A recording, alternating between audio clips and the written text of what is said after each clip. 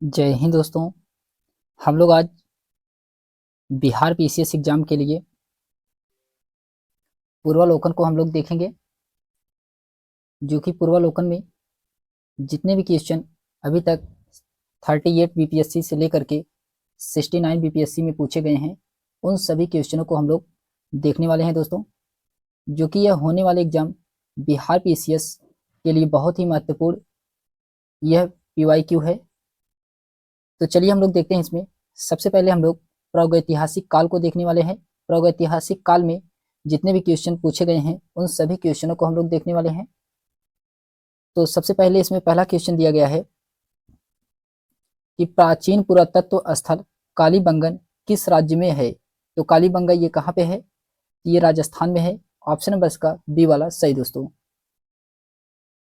इसके एक्सप्लेनेशन दिया गया है कि कालीबंगा जो कि प्राचीन पुरातात्विक स्थल राजस्थान के हनुमानगढ़ में स्थित है। सर्वप्रथम 1951-52 में अमलानंद घोष ने इसकी खोज की थी। इस स्थल का उत्खनन 1959-60 से बीबी लाल एवं बालकृष्ण थापर ने प्रारंभ किया था। यहाँ से यज्ञ वेदी एवं जुते हुए खेत के साक्ष्य प्राप्त हुए हैं दोस्तों। फिर इसके बाद आता है क्वेश्चन नंबर सेकंड है कि प्रथम मानव जीवाश्म भारत की किस नदी घाटी से प्राप्त हुआ था। ये प्राप्त हुआ था दोस्तों नर्मदा घाटी। ऑप्शन नंबर इसका सी वाला सही है, नर्मदा घाटी इसका राइट आंसर होगा। इसके एक्सप्लेनेशन दिया गया है कि भारत का प्रथम मानव जीवाश्म नर्मदा नदी घाटी से प्राप्त हुआ है। 1982 में अरुण सोनकिया ने होशंगाबाद जिले के नर्मदा घाटी के हथनौरा स्थल से मानव कपाल तथा हड्डियों के जीवाश्म प्राप्त किया है। हथनौरा से प्राप्त जीवाश्म भारत में प्राप्त प्रथम मानव जीवाश्म है। फिर उसके बाद आता है क्वेश्चन नंबर थर्ड है दोस्तों कि भारत की प्राचीनतम संस्कृति कौन सी है। तो पूरा पाषाणिक संस्कृति ये जो कि भारत की प्राचीनतम संस्कृति है। ऑप्शन नंबर इसका ए वाला राइट आंसर होगा दोस्तों। अच्छा, इसके एक्सप्लेनेशन दिया गया है कि पूरा पाषाण जो कि आधुनिक काल से 2.5 लाख ईस्वी पूर्व से 10,000 ईस्वी पूर्व तक माना जाता है। यह हैंडक्स, क्लीवर और स्क्रैपर आदि विशिष्ट उपकरणों पर आधारित संस्कृति थी। मध्य पाषाण काल में पशुपालन के प्राचीन साक्ष्य मिले हैं। नवपाषाण युग में मेहरगढ़ में कृषि के साक्ष्य प्राप्त हुए हैं।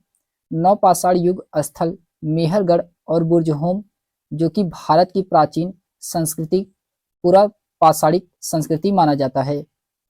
फिर उसके बाद आता है क्वेश्चन नंबर 4 है दोस्तों कि भारत में विश्वविख्यात शैल चित्रकला कहाँ स्थित है। तो ये भीमबेटका में है। भीमबेटका मध्य प्रदेश में दोस्तों। ऑप्शन नंबर इसका सी वाला राइट आंसर होगा।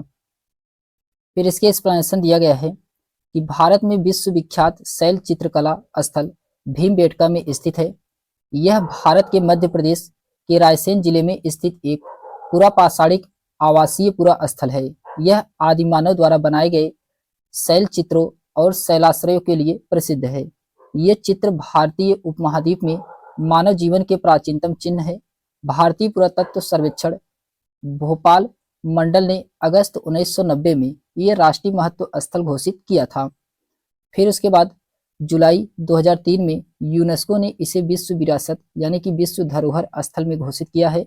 इस स्थल की खोज 1987 से 88 ईस्वी में बी.एस. वांगकड़कर के द्वारा किया गया था। फिर क्वेश्चन नंबर 5 है दोस्तों। क्वेश्चन नंबर 5 में कहा जा रहा है कि प्रथम मनके के निर्माण का प्रमाण किस स्थल से प्राप्त होता है।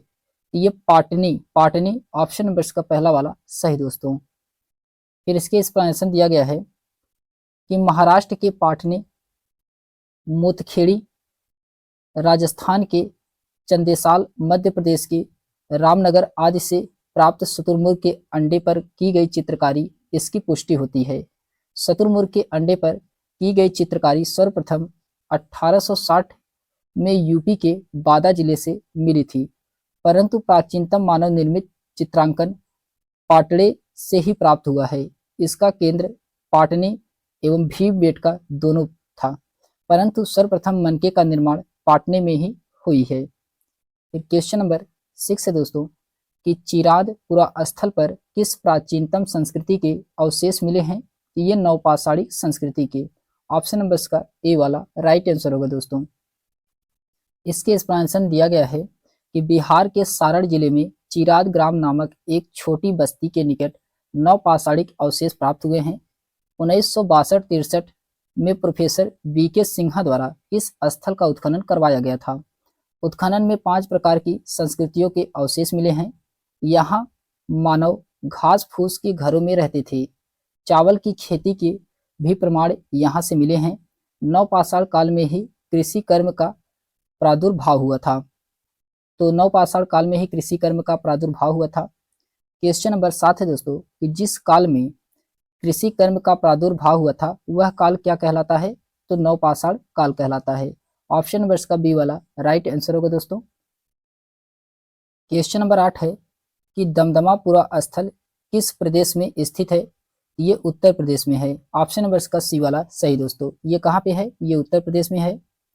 इसके एक्सप्लेनेशन दिया गया है कि उत्तर प्रदेश के प्रतापगढ़ जिले में स्थित मदहापुरा स्थल से 5 किलोमीटर उत्तर पश्चिम की ओर दमदमा यानी कि पट्टी तहसील पुरा स्थल है।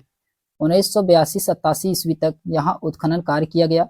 यहाँ से ब्लेड, फलक, ब्यूरनी आदि बहुत से लघु पाषाण उपकरण प्राप्त हुए हैं। यहाँ से हड्डी तथा सींग के उपकरण एवं आभूषण से मिले हैं। इनके साथ 41 मानव समाधान तथा कुछ गर्त चूल्हे भी प्रकाश में आए हैं। विभिन्न पशुओं जैसे भेड़, बकरी, गाय, बैल, भैंस, हाथी, गैड़ा, सुअर आदि की हड्डियां यहाँ से प्राप्त हुई हैं। कुछ पक्षियों, मछलियों, कछुए आदि की हड्डियां भी यहाँ से मिली हैं दोस्तों। फिर उसके बाद आता है क्वेश्चन नंबर 9 है कि भारत में पशुपालन एवं कृषि के प्राचीनतम साक्ष्य प्राप्त हुए हैं। ये मेहरगढ़ से। ऑप्शन नंबर इसका डी वाला सही दोस्तों। ये मेहरगढ़ से प्राप्त हुआ है। फिर इसके एक्सप्लेनेशन दिया गया है दोस्तों कि भारत में पशुपालन एवं कृषि के प्राचीनतम साक्ष्य मेहरगढ़ से प्राप्त हुए हैं। वर्तमान में मेहरगढ़ जो कि ये बलूचिस्तान में बोलन नदी के किनारे स्थित है। यह एक नवपाषाणिक स्थल है। यहाँ से 7000 ईसा पूर्व पशुपालन व खेती के साक्ष्य प्राप्त हुए हैं। इस स्थल पर गेहूं, जौ तथा खजूर की खेती होती थी तथा भेड़, बकरियां तथा मवेशी पाले जाते थे, जो कालांतर में यहाँ से हड़प्पा की शहर के पूर्व कालिक में मेहरगढ़ के निवासियों का एक उपनगर बसाया था। फिर क्वेश्चन नंबर 10 है दोस्तों। इसमें कहा जा रहा है कि निम्नलिखित में से किसको कैल्कोलिथिक युग भी कहा जाता है? तो कैल्कोलिथिक युग ये कॉपर एज यानी कि ताम्र पाषाण युग को कहा जाता है। ऑप्शन नंबर इसका सी वाला राइट आंसर होगा दोस्तों। इसके एक्सप्लेनेशन दिया गया है दोस्तों कि जिस काल में मनुष्य ने पत्थर के और तांबे के औजार का साथ साथ प्रयोग किया उस काल को ताम्रपाषाणिक काल कहते हैं। इसे कैल्कोलिथिक युग के नाम से भी जाना जाता है। सर्वप्रथम जो धातु औजार के रूप में प्रयुक्त हुई थी वह तांबा था। भारत में ताम्रपाषाण अवस्था के मुख्य क्षेत्र दक्षिण पूर्वी राजस्थान, मध्य प्रदेश, पश्चिम भाग, पश्चिमी महाराष्ट्र तथा दक्षिण पूर्वी भारत में है। सर्वप्रथम चित्रित मृदभांडों के अवशेष ताम्रपाषाणिक काल में ही मिलते हैं। इसी काल के लोगों ने सर्वप्रथम भारतीय उपमहाद्वीप में बड़े बड़े गांवों की स्थापना की थी। फिर इसके बाद आता है दोस्तों चैप्टर नंबर 2 है। चैप्टर नंबर 2 में सैंधव सभ्यता। सैंधव सभ्यता से हम लोग देखते हैं क्वेश्चन। इसमें पहला क्वेश्चन दिया गया है, इस समय मोहनजोदड़ो किस देश में है? तो मोहनजोदड़ो ये कहाँ पे है? ये पाकिस्तान में है। ऑप्शन नंबर इसका सी वाला सही दोस्तों। इसके एक्सप्लेनेशन दिया गया है कि मोहनजोदड़ो जो कि पाकिस्तान के सिंध प्रांत के लरकाना जिले में सिंधु नदी के दाएं तट पर स्थित है। मोहनजोदड़ो का शाब्दिक अर्थ मृतकों का टीला। इसकी खोज 1922 में राखलदास बनर्जी के द्वारा किया गया था। जॉन मार्शल के निर्देशन में किया गया था। इस स्थल को विश्व का सबसे पुराना, नियोजित और उत्कृष्ट शहर होने की मान्यता प्राप्त है दोस्तों। किसको? मोहनजोदड़ो को। फिर क्वेश्चन नंबर 2 है। इसमें कहा जा रहा है कि निम्नलिखित कथनों में से कौन सा कथन सही है? आपको इसमें बताना है कौन सा कथन सही है क्वेश्चन नंबर 2 में। तो इसमें कौन सा कथन सही दोस्तों? पहला दिया गया है कि हड़प्पा का उत्खनन 1921 में किया गया था, जो कि ये सही है पहला वाला। दूसरे में कहा जा रहा है कि वर्तमान में हड़प्पा पाकिस्तान में है, ये भी सही है। हड़प्पा ब्यास नदी के किनारे था, तो ये गलत है दोस्तों। हड़प्पा के उत्खनन आर.डी. बनर्जी ने की थी, तो ये भी गलत है। इसमें पहला और दूसरा सही दोस्तों। ऑप्शन नंबर इसका ए वाला राइट आंसर होगा, पहला और दूसरा इसका सही है। अच्छा, इसमें दिया गया है कि छत्र वाला ताम्र रथ हड़प्पा से मिले हैं, तो ये भी इसमें गलत है। तो इसमें पहला और दूसरा वाला राइट आंसर होगा दोस्तों। इसके एक्सप्लेनेशन दिया गया है कि 1921 ईस्वी में भारतीय पुरातत्व सर्वेक्षण विभाग के महानिदेशक सर जॉन मार्शल के निर्देशन में दयाराम साहनी के द्वारा सर्वप्रथम हड़प्पा का उत्खनन करवाया गया था। यह स्थल पाकिस्तान के पंजाब प्रांत में मांटगोमरी जिले में रावी नदी के बाएं तट पर स्थित है, जबकि राखलदास बनर्जी ने मोहनजोदड़ो के स्थल का उत्खनन करवाया था 1922 में। महाराष्ट्र के दैमा में हड़प्पा काल के छत्र वाला रथ मिला है, ताम्र का छत्र वाला रथ मिला है। फिर उसके बाद आता है क्वेश्चन नंबर 3 है दोस्तों कि प्राक सैंधव काल के किस पूरा स्थल से हल द्वारा जुताई के प्रमाण प्राप्त हुए हैं? ये कालीबंगा से, कालीबंगा से ऑप्शन नंबर इसका ए वाला सही दोस्तों। इसके एक्सप्लेनेशन दिया गया है कि कालीबंगा जो कि ये राजस्थान के हनुमानगढ़ जिले में घग्गर नदी के बाएं किनारे पर स्थित है। यह सैंधव सभ्यता का महत्वपूर्ण स्थल है। 1952 में अमलानंद घोष के निर्देशन में व्यापक पैमाने पर खुदाई की गई थी। यहाँ से प्राप्त प्राक सैंधव काल की सबसे महत्वपूर्ण उपलब्धि एक जुते हुए खेत की प्राप्ति है। इसमें आड़ी तिरछी जुताई की गई है। फिर उसके बाद आता है क्वेश्चन नंबर 4 है दोस्तों कि निम्नलिखित में से किस हड़प्पन नगर में जुते हुए खेत के निशान मिले हैं? ये कालीबंगा से, कालीबंगा से ऑप्शन नंबर इसका पहला वाला सही दोस्तों, कालीबंगा इसका राइट आंसर होगा। क्वेश्चन नंबर 5 है कि हड़प्पीय संस्कृति सैंधव संस्कृति के उपकरण किस धातु से निर्मित थे? ये ताम्र कांसा, ऑप्शन नंबर इसका सी वाला सही दोस्तों, ताम्र यानी तांबा या कांसा। इसके एक्सप्लेनेशन दिया गया है कि हड़प्पाई संस्कृति यानी कि सैंधव संस्कृति के उपकरण ताम्र कांसा के प्राप्त हुए हैं। मोहनजोदड़ो से तांबे के 2 उपकरण प्राप्त हुए हैं। फिर क्वेश्चन नंबर 6 है दोस्तों कि आईआईटी खड़गपुर के अध्ययन दल की रिपोर्ट के अनुसार लगातार कितने वर्षों तक न के बराबर वर्षा होने का सिंधु घाटी सभ्यता के पतन का कारण रहा था? ये था दोस्तों 900 वर्ष, 900 वर्ष ऑप्शन नंबर इसका डी वाला सही दोस्तों, 900 वर्ष इसका राइट आंसर होगा। इसके एक्सप्लेनेशन दिया गया है दोस्तों कि आईआईटी खड़गपुर के वैज्ञानिकों ने लगभग 4350 साल पहले सिंधु घाटी सभ्यता के खत्म होने की वजह बने सूखे की अवधि का पता लगाया है। वैज्ञानिकों ने उसे थ्योरी को भी गलत साबित कर दिया था, जिसमें सूखे के 200 साल में खत्म हो जाने की बात कही गई थी। आईआईटी खड़गपुर के भूगर्भ शास्त्र के और भौगोलिक विभाग के शोधकर्ताओं ने पिछले लगभग 5000 साल के दौरान मानसून के पर्यटन का अध्ययन किया और पाया कि लगभग 900 साल तक उत्तर पश्चिम हिमालय में बारिश न के बराबर हुई थी। इसी कारण सिंधु घाटी और इनकी सहायक नदियां जो बारिश से साल भर भरी रहती थी और वह क्या हो गई, सूख गई। इन नदियों के किनारे रहने वाले सिंधु सभ्यता के निवासी नदियों में पानी खत्म होने से पूर्व दक्षिण की ओर गंगा और यमुना की घाटी की ओर चले गए, जहां क्या होता था, बारिश बेहतर होती थी। फिर क्वेश्चन नंबर 7 है दोस्तों कि सिंधु घाटी सभ्यता की सबसे महत्वपूर्ण विशेषता क्या है? ये पक्की ईंटें से बनी इमारत, ऑप्शन बस का पहला वाला सही दोस्तों, पक्की ईंटों से बनी इमारत। फिर इसके एक्सप्लेनेशन दिया गया है कि सिंधु घाटी सभ्यता भारतीय संस्कृति की ऐतिहासिक विरासत का प्रारंभिक बिंदु है। इस सभ्यता को प्रथम नगरीय क्रांति भी कहा जाता है, क्योंकि भारत में पहली बार नगरों का उदय इसी सभ्यता के समय हुआ था। सिंधु सभ्यता के नगर जाल की तरह व्यवस्थित होते थे तथा सड़कें एक दूसरे को प्रायः समकोण पर काटती थी। सामान्यतः भवन निर्माण पक्की हुई ईंटों का प्रयोग किया जाता था। यदि सिंधु सभ्यता के किसी भी पूरा स्थल से मंदिर के साक्ष्य नहीं मिले हैं, किंतु सूर्य पूजा, अग्नि पूजा, मातृ देवी की उपासना के साक्ष्य अवश्य प्राप्त हुए हैं। सिंधु सभ्यता से प्राप्त मोहरे, मनके, मृदभांड व लघु कलाएं उनके सौंदर्य बोध को इंगित करते हैं दोस्तों। क्वेश्चन नंबर 8 है कि सिंधु घाटी सभ्यता की प्रकृति कैसी थी? तो इसकी प्रकृति नगरीय थी। ऑप्शन नंबर इसका ए वाला सही दोस्तों, नगरीय है प्रकृति इसकी।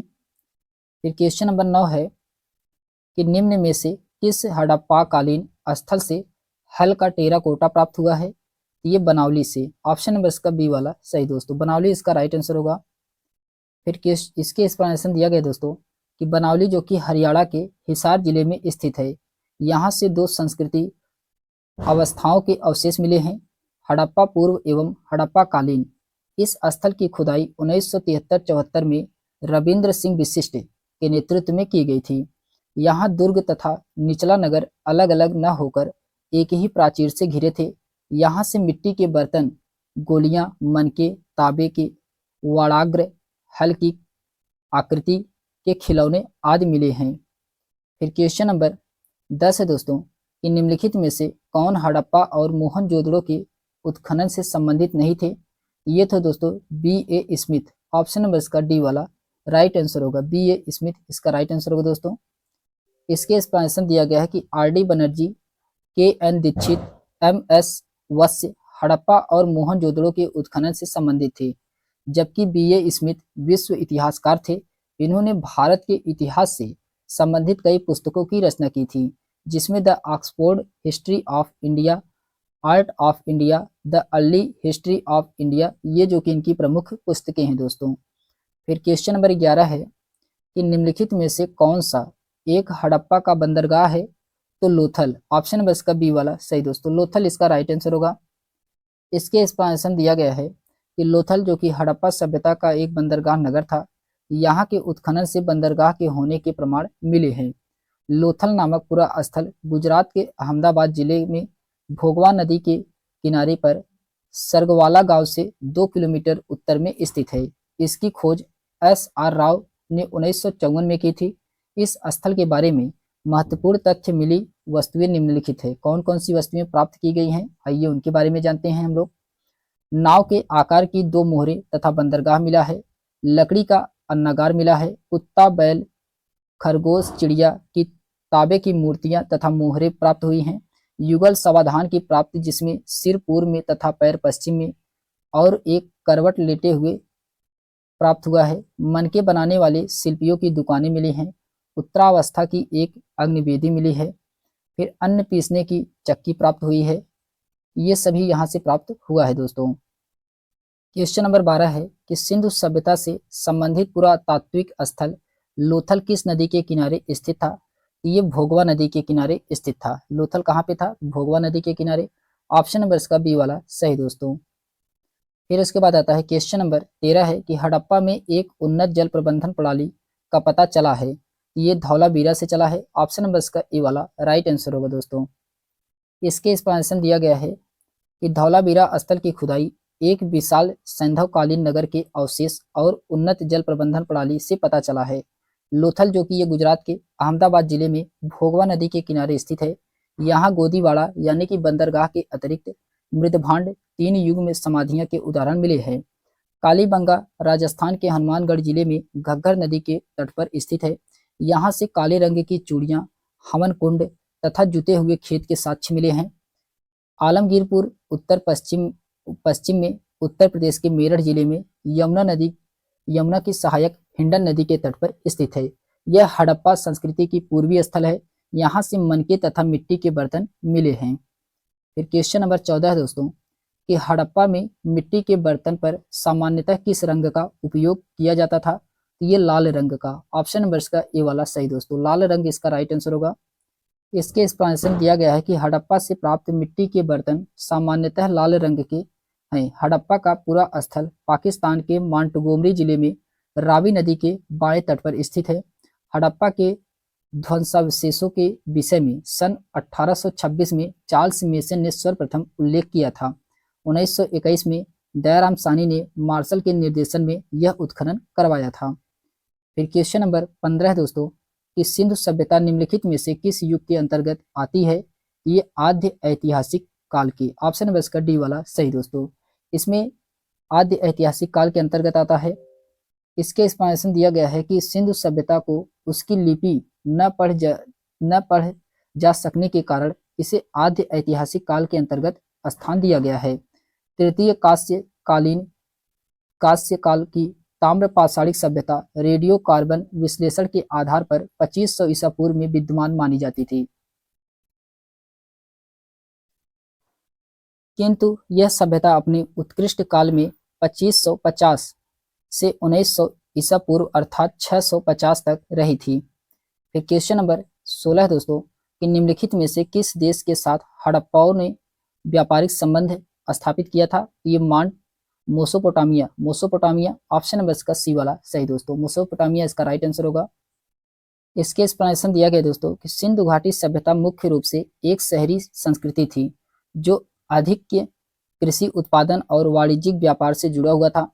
हड़प्पा सभ्यता का दक्षिणी मेसोपोटामिया में सुमेर के साथ व्यापार व वाणिज्य का संबंध था। इसमें क्वेश्चन नंबर 17 दोस्तों कि सिंधु घाटी के लोग थे, ये क्या थे? सिंधु घाटी के लोग तो शाकाहारी और मांसाहारी दोनों थे। ऑप्शन नंबर इसका सी वाला सही दोस्तों, शाकाहारी और मांसाहारी दोनों थे। फिर इसके एक्सप्लेनेशन दिया गया है कि सिंधु घाटी सभ्यता के निवासी शाकाहारी और मांसाहारी दोनों थे। इनके भोजन प्रायः पदार्थ में गेहूं, जौ, मटर, तिल, सरसों, गाय, सुअर, बकरी का मांस आदि रूप से खाते थे। फिर क्वेश्चन नंबर 18 दोस्तों कि चौहंदड़ो हड़प्पा संस्कृति से संबंधित एक स्थल है जो स्थित है, ये सिंध में है। कहाँ पे है? सिंध में है। ऑप्शन नंबर इसका ए वाला सही दोस्तों। अच्छा, इसके एक्सप्लेनेशन दिया गया है कि चौहंदड़ो वर्तमान में पाकिस्तान के सिंध प्रांत में स्थित है। यह सिंधु नदी के बाएं तट पर स्थित है। इसका उत्खनन 1935 में अर्नेस्ट मैके ने की थी। यहाँ से प्रमुख रूप से मनके बनाने के कारखाना, कांस्य की गाड़ी, वक्राकार ईंट, लिपस्टिक, बिल्ली का पीछा करते हुए कुत्ते के साक्ष्य प्राप्त हुए हैं। फिर उसके बाद आता है दोस्तों वैदिक सभ्यता। वैदिक सभ्यता से हम लोग देखते हैं क्वेश्चन। चैप्टर नंबर 3 है दोस्तों कि वैदिक सभ्यता। वैदिक सभ्यता से हम लोग देखते हैं क्वेश्चन। इसमें पहला क्वेश्चन दिया गया है कि वेदों में प्राचीनतम कौन सा है? तो ऋग्वेद। ऑप्शन नंबर इसका डी वाला सही दोस्तों। फिर इसके एक्सप्लेनेशन दिया गया है कि हिंदू धर्म में स्थापित चारों वेदों में ऋग्वेद सबसे पुराना वेद माना जाता है। इसकी रचना काल 1500 से लेकर के 1000 ईसा पूर्व तक माना जाता है। ऋग्वेद 10 मंडल में विभाजित है। गायत्री मंत्र का उल्लेख ऋग्वेद के तीसरे मंडल में किया गया है। इसके रचनाकार विश्वामित्र हैं। फिर क्वेश्चन नंबर 2 है दोस्तों कि पुरुषार्थ कितने हैं? तो पुरुषार्थ ये 4 होते हैं दोस्तों। ऑप्शन नंबर इसका बी वाला सही दोस्तों। इसके एक्सप्लेनेशन दिया गया है कि हिंदू धर्म में 4 पुरुषार्थों अर्थात पुरुषार्थ चतुष्टयायन की मान्यता प्राप्त है। ये 4 पुरुषार्थ कौन कौन से हैं? तो धर्म, अर्थ, काम, मोक्ष, ये 4 प्रकार के पुरुषार्थ हैं। हिंदू धर्म में मनुष्य के जीवन को आध्यात्मिक, भौतिक और नैतिक रूप से उन्नति करने हेतु पुरुषार्थ की आवश्यकता पर बल दिया गया है दोस्तों। फिर क्वेश्चन नंबर 3 है कि प्राचीन वेद कौन सा है? तो ऋग्वेद। ऑप्शन नंबर इसका बी वाला सही दोस्तों। ऋग्वेद को प्राचीनतम वेद माना जाता है। इनमें कुल 10 मंडल, 1028 सूक्त एवं 10,552 ऋचाएं हैं। ऋग्वेद का तीसरा मंडल सूर्य देवता को समर्पित है। इसी में गायत्री मंत्र का उल्लेख किया गया है। 9वें मंडल में सोम का उल्लेख मिलता है। ऋग्वेद के 2 ब्राह्मण ग्रंथ हैं, ऐत्रेय तथा कौशिकी। ऋग्वेद के मंत्रों का उच्चारण करने वाले ऋषि को होत्र या होता कहा जाता था।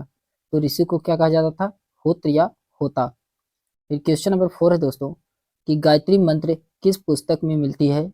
ये ऋग्वेद में मिलता है। ऋग्वेद में। ऑप्शन नंबर का सी वाला सही दोस्तों। फिर क्वेश्चन नंबर 5 है कि ऋग्वेद में यज्ञ हेतु कितने प्रकार के पुरोहितों का वर्णन मिलता है?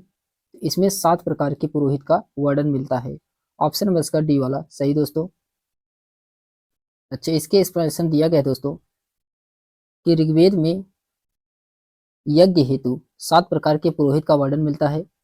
पहले अधर्यु, दूसरे होता, तीसरे ब्रह्मा, चौथे अग्निधीश, 5वें पोता, 6वें नेट्टा और 7वां प्रशस्ता। फिर क्वेश्चन नंबर 6 है कि वेद कितने प्रकार के होते हैं? तो वेद 4 प्रकार के होते हैं। ऑप्शन नंबर इसका डी वाला सही दोस्तों। इसके एक्सप्लेनेशन दिया गया है कि वेदों की संख्या 4 है। ऋग्वेद, यजुर्वेद, सामवेद और अथर्ववेद। ऋग्वेद में होत्र वर्ग के पुरोहित यानी कि यज्ञ कुंड में अग्नि का आह्वान कर वेदों मंत्रों द्वारा देवताओं की स्तुति करते थे। सामवेद ये जो कि उद्गाता साम का गायन करते थे। यजुर्वेद अधर्यु यज्ञ कर्मकांड का वर्णन दिया गया है।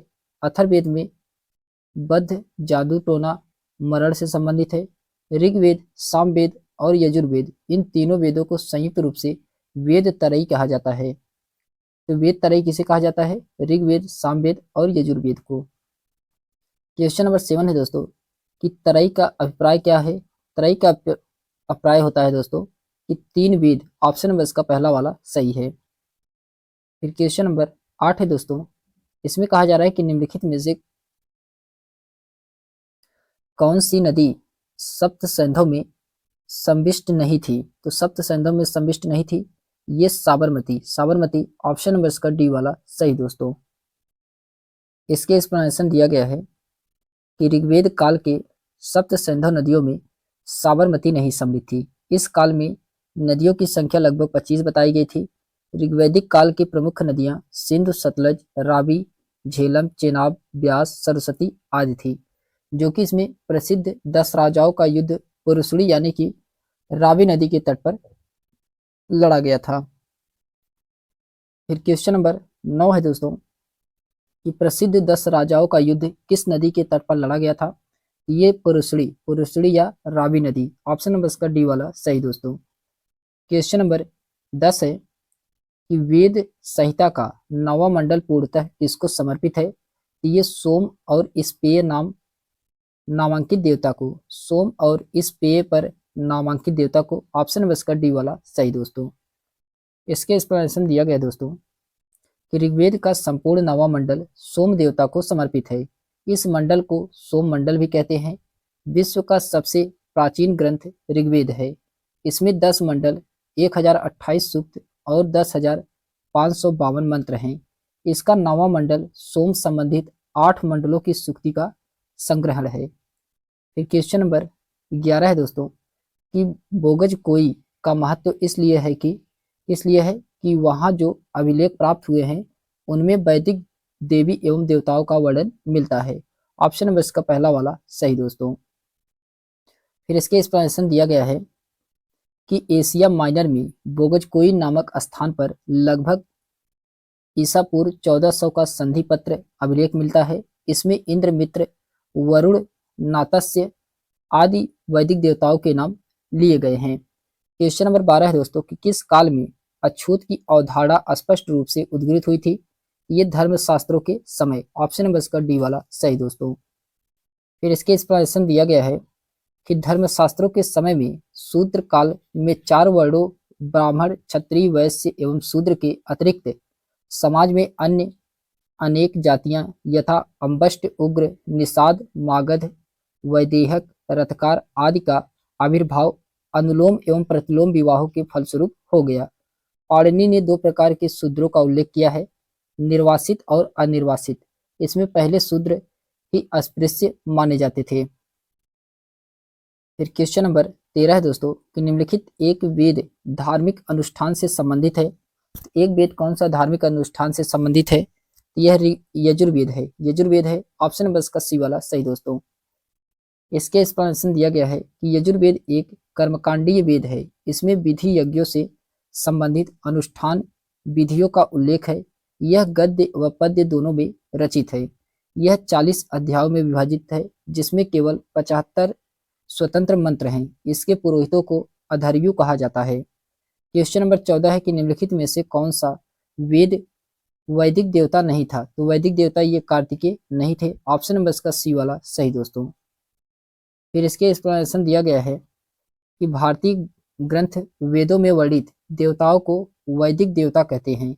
इन देवताओं का मुख्य रूप से वर्णन हुआ है कि वे अग्नि, इंद्र, सोम, मित्र, वरुण, सूर्य, अश्विनी, ईश्वर, धावा, पृथ्वी, रुद्र, संपत्ति, बृहस्पति आदि आते थे। जबकि पुराणों में दिव्य व्यक्तियों और प्राणियों का उल्लेख किया गया है। फिर क्वेश्चन नंबर 15 है दोस्तों। क्वेश्चन नंबर 15 में कहा जा रहा है कि महापुराणों की संख्या कितनी मानी जाती है? तो ये 18 है। ऑप्शन नंबर इसका डी वाला सही दोस्तों। इसके एक्सप्लेनेशन दिया गया दोस्तों कि महापुराणों की कुल संख्या 18 है। 18 पुराणों में से अलग अलग देवी देवताओं को केंद्र मानकर पाप और पुण्य, धर्म और अधर्म, कर्म और अकर्म की गाथाएं कही गई हैं। कुछ पुराणों में सृष्टि के आरंभ से अंत तक का वर्णन किया गया है। इसमें हिंदू देवी देवताओं और पौराणिक मिथकों का बहुत अच्छा वर्णन है। फिर क्वेश्चन नंबर फिर चैप्टर नंबर 4 है दोस्तों। इसमें बौद्ध, जैन, भागवत एवं शैव धर्म से संबंधित जितने भी क्वेश्चन पूछे गए हैं उन सभी क्वेश्चनों को हम लोग देखने वाले हैं दोस्तों। क्वेश्चन नंबर इसमें पहला है दोस्तों कि जैन धर्म के 23वें तीर्थंकर कौन थे? ये पार्श्वनाथ ये जो कि जैन धर्म के 23वें तीर्थंकर थे। ऑप्शन नंबर इसका डी वाला सही दोस्तों। इसके एक्सप्लेनेशन दिया गया दोस्तों कि जैन धर्म के 23वें तीर्थंकर पार्श्वनाथ थे, जो काशी के इक्ष्वाकु वंशीय राजा अश्वसेन के पुत्र थे। महावीर स्वामी जैन धर्म के 24वें तथा ऋषभनाथ प्रथम व अरष्टनेमी 22वें तीर्थंकर थे। महावीर स्वामी के काल में जैन धर्म को अपने जन्मोत्कर्ष पर था। फिर क्वेश्चन नंबर सेकंड है दोस्तों, त्रिपिटकों का संबंध किस धर्म से है? तो त्रिपिटक का संबंध ये किस धर्म से है? ये बौद्ध धर्म से है। ऑप्शन नंबर इसका डी वाला सही दोस्तों। इसके एक्सप्लेनेशन दिया गया दोस्तों कि त्रिपिटक बौद्ध धर्म के प्रमुख ग्रंथ हैं। बुद्ध की मृत्यु के बाद उनकी शिक्षाओं को संकलित कर 3 भागों में बांटा गया है, जिन्हें त्रिपिटक कहा जाता है। विनय पिटक, सूत पिटक, अभिधम्म पिटक। बौद्ध त्रिपिटक बौद्ध धर्म के आदर्श, सिद्धांत और नियमों का दर्शाता है। फिर इसके बाद आता है क्वेश्चन नंबर 3 है दोस्तों कि गौतम बुद्ध ने अपना प्रथम धर्मोपदेश दिया था, ये कहाँ पे दिया था? तो ये सारनाथ में दिए थे दोस्तों। ऑप्शन नंबर इसका बी वाला सही है, सारनाथ इसका राइट आंसर होगा।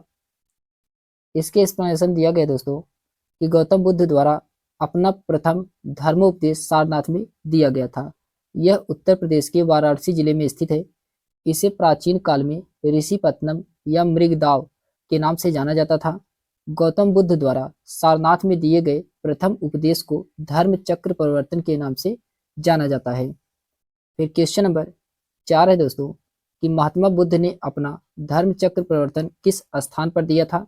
ये सारनाथ में। ऑप्शन नंबर इसका बी वाला सही दोस्तों।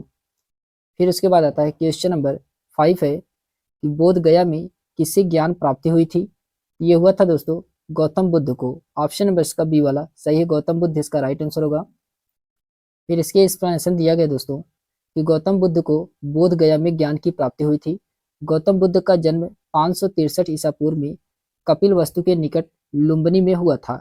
इनके जन्म के 7वें दिन ही इनकी माता का देहावसान हो गया, अतः इनकी मौसी महाप्रजापति गौतमी ने इनका पालन पोषण किया। 29 वर्ष की अवस्था में इन्होंने गृह त्याग दिया। बौद्ध ग्रंथों में इनका घटना को महाभिनिष्क्रमण कहा जाता है। तो गृह त्याग की घटना को क्या कहा जाता है? तो महाभिनिष्क्रमण कहा जाता है। फिर क्वेश्चन नंबर 6 है दोस्तों कि भगवान बुद्ध ने ज्ञान प्राप्त करने के लिए लंबे वर्षों तक तपस्या और साधना में जीवन कहाँ व्यतीत किए थे? ये किए थे दोस्तों कहाँ पे? गया में। ऑप्शन नंबर इसका डी वाला सही दोस्तों, गया इसका राइट आंसर होगा। फिर क्वेश्चन नंबर 7 है कि बोधगया में महाबोधि मंदिर बनवाया गया था, जहां गौतम बुद्ध को ज्ञान की प्राप्ति हुआ था। ऑप्शन नंबर इसका बी वाला सही दोस्तों।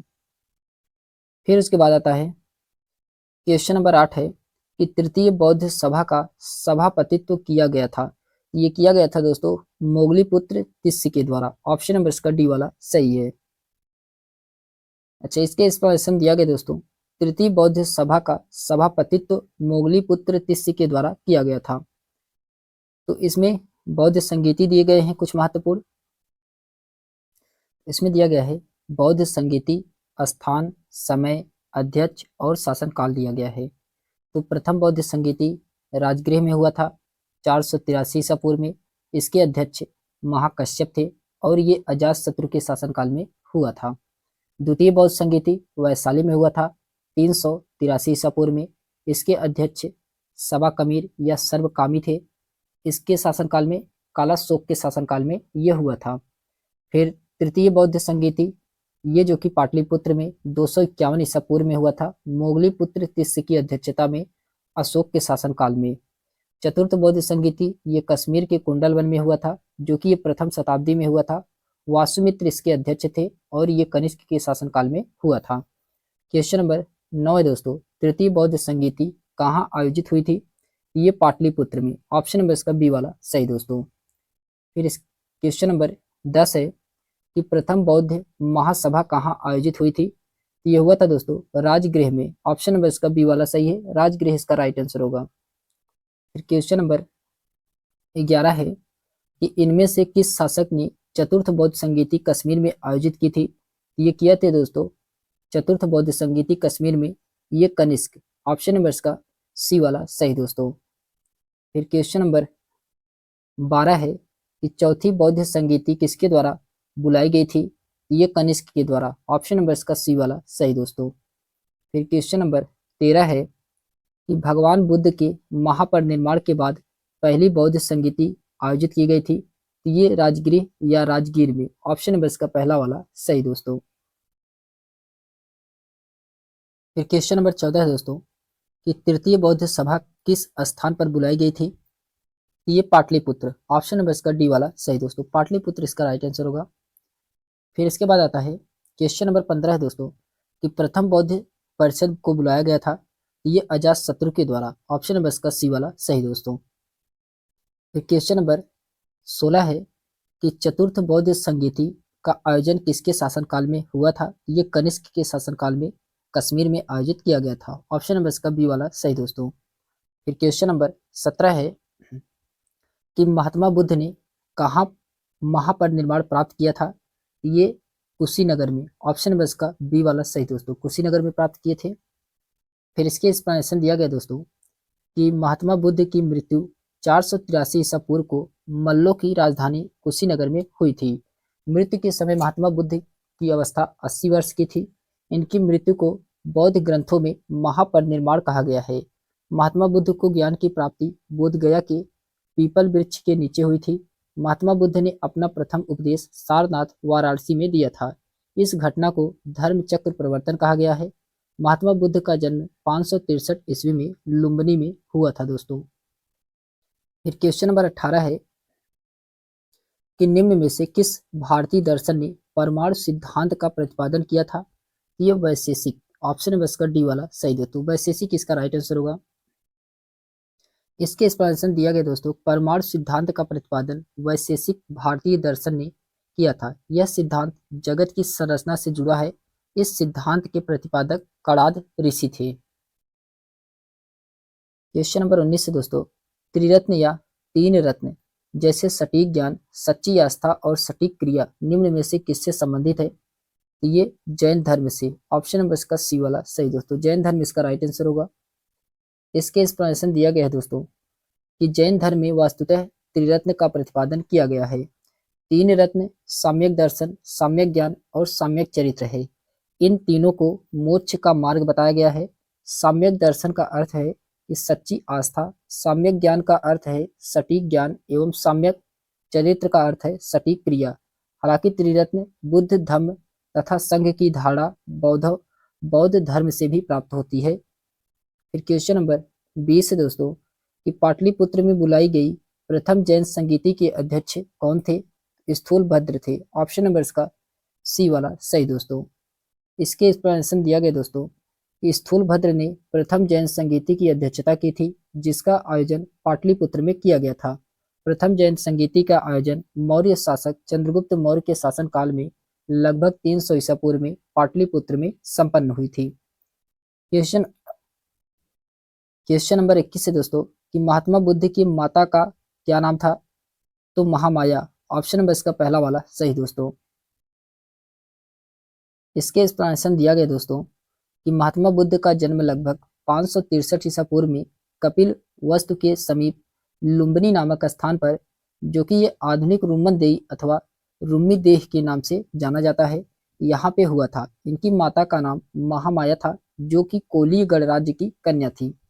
इनके पिता शुद्धोधन कपिलवस्तु के शाक्य गढ़ के प्रधान थे। गौतम बुद्ध के बचपन का नाम सिद्धार्थ था। बौद्ध बौद्ध संघ की प्रथम महिला अनुयायी प्रजापति गौतमी और दूसरी अम्रपाली नामक गढ़िया थी। बुद्ध ईश्वर के अस्तित्व को नहीं मानते थे।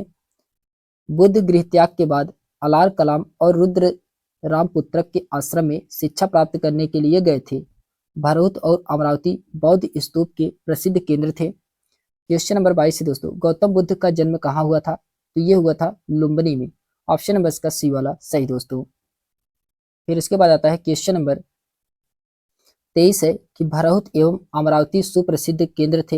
ये बौद्ध धर्म के ऑप्शन नंबर इसका सी वाला सही दोस्तों। क्वेश्चन नंबर 24 है कि वे शिक्षक जिसने बुद्ध ने महापरिनिष्क्रमण यानी कि गृह त्याग के बाद सबसे पहले ज्ञान प्राप्त का प्रयास किया था, वे थे अलार कलाम और रुद्र रामपुत्र। ऑप्शन नंबर इसका सी वाला सही दोस्तों।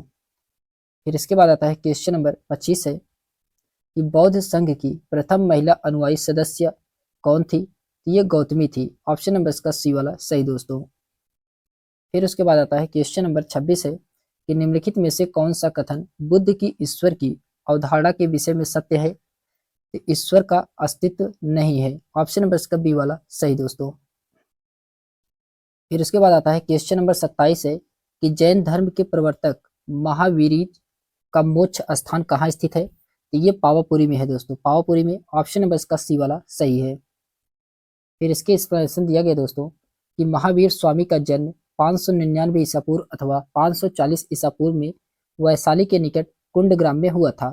उनके पिता सिद्धार्थ जात्रक क्षत्रियों के संबंध संघ के प्रधान थे, जो वज्जी संघ का एक प्रमुख सदस्य था। 527 ईसा पूर्व अथवा 468 ईसा पूर्व के लगभग 72 वर्ष की आयु में राजगृह या राजगीर के समीप स्थित पावापुरी नामक स्थान पर उन्होंने शरीर को त्याग दिया था। फिर महावीर को कैवल्य की ज्ञान की प्राप्ति जिरमिका ग्राम में हुआ था। फिर क्वेश्चन नंबर 28 दोस्तों, वह स्थान जहां महावीर ने पूर्ण आध्यात्मिक ज्ञान यानी कि कैवल्य प्राप्त किए थे, ये जिरमिका ग्राम में। ऑप्शन नंबर इसका डी वाला सही दोस्तों।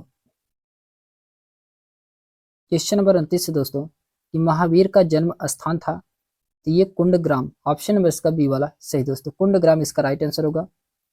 फिर क्वेश्चन नंबर 30 है कि त्रिपिटक किसकी धार्मिक पुस्तक है? तो ये बौद्ध धर्म की। ऑप्शन नंबर इसका डी वाला सही दोस्तों।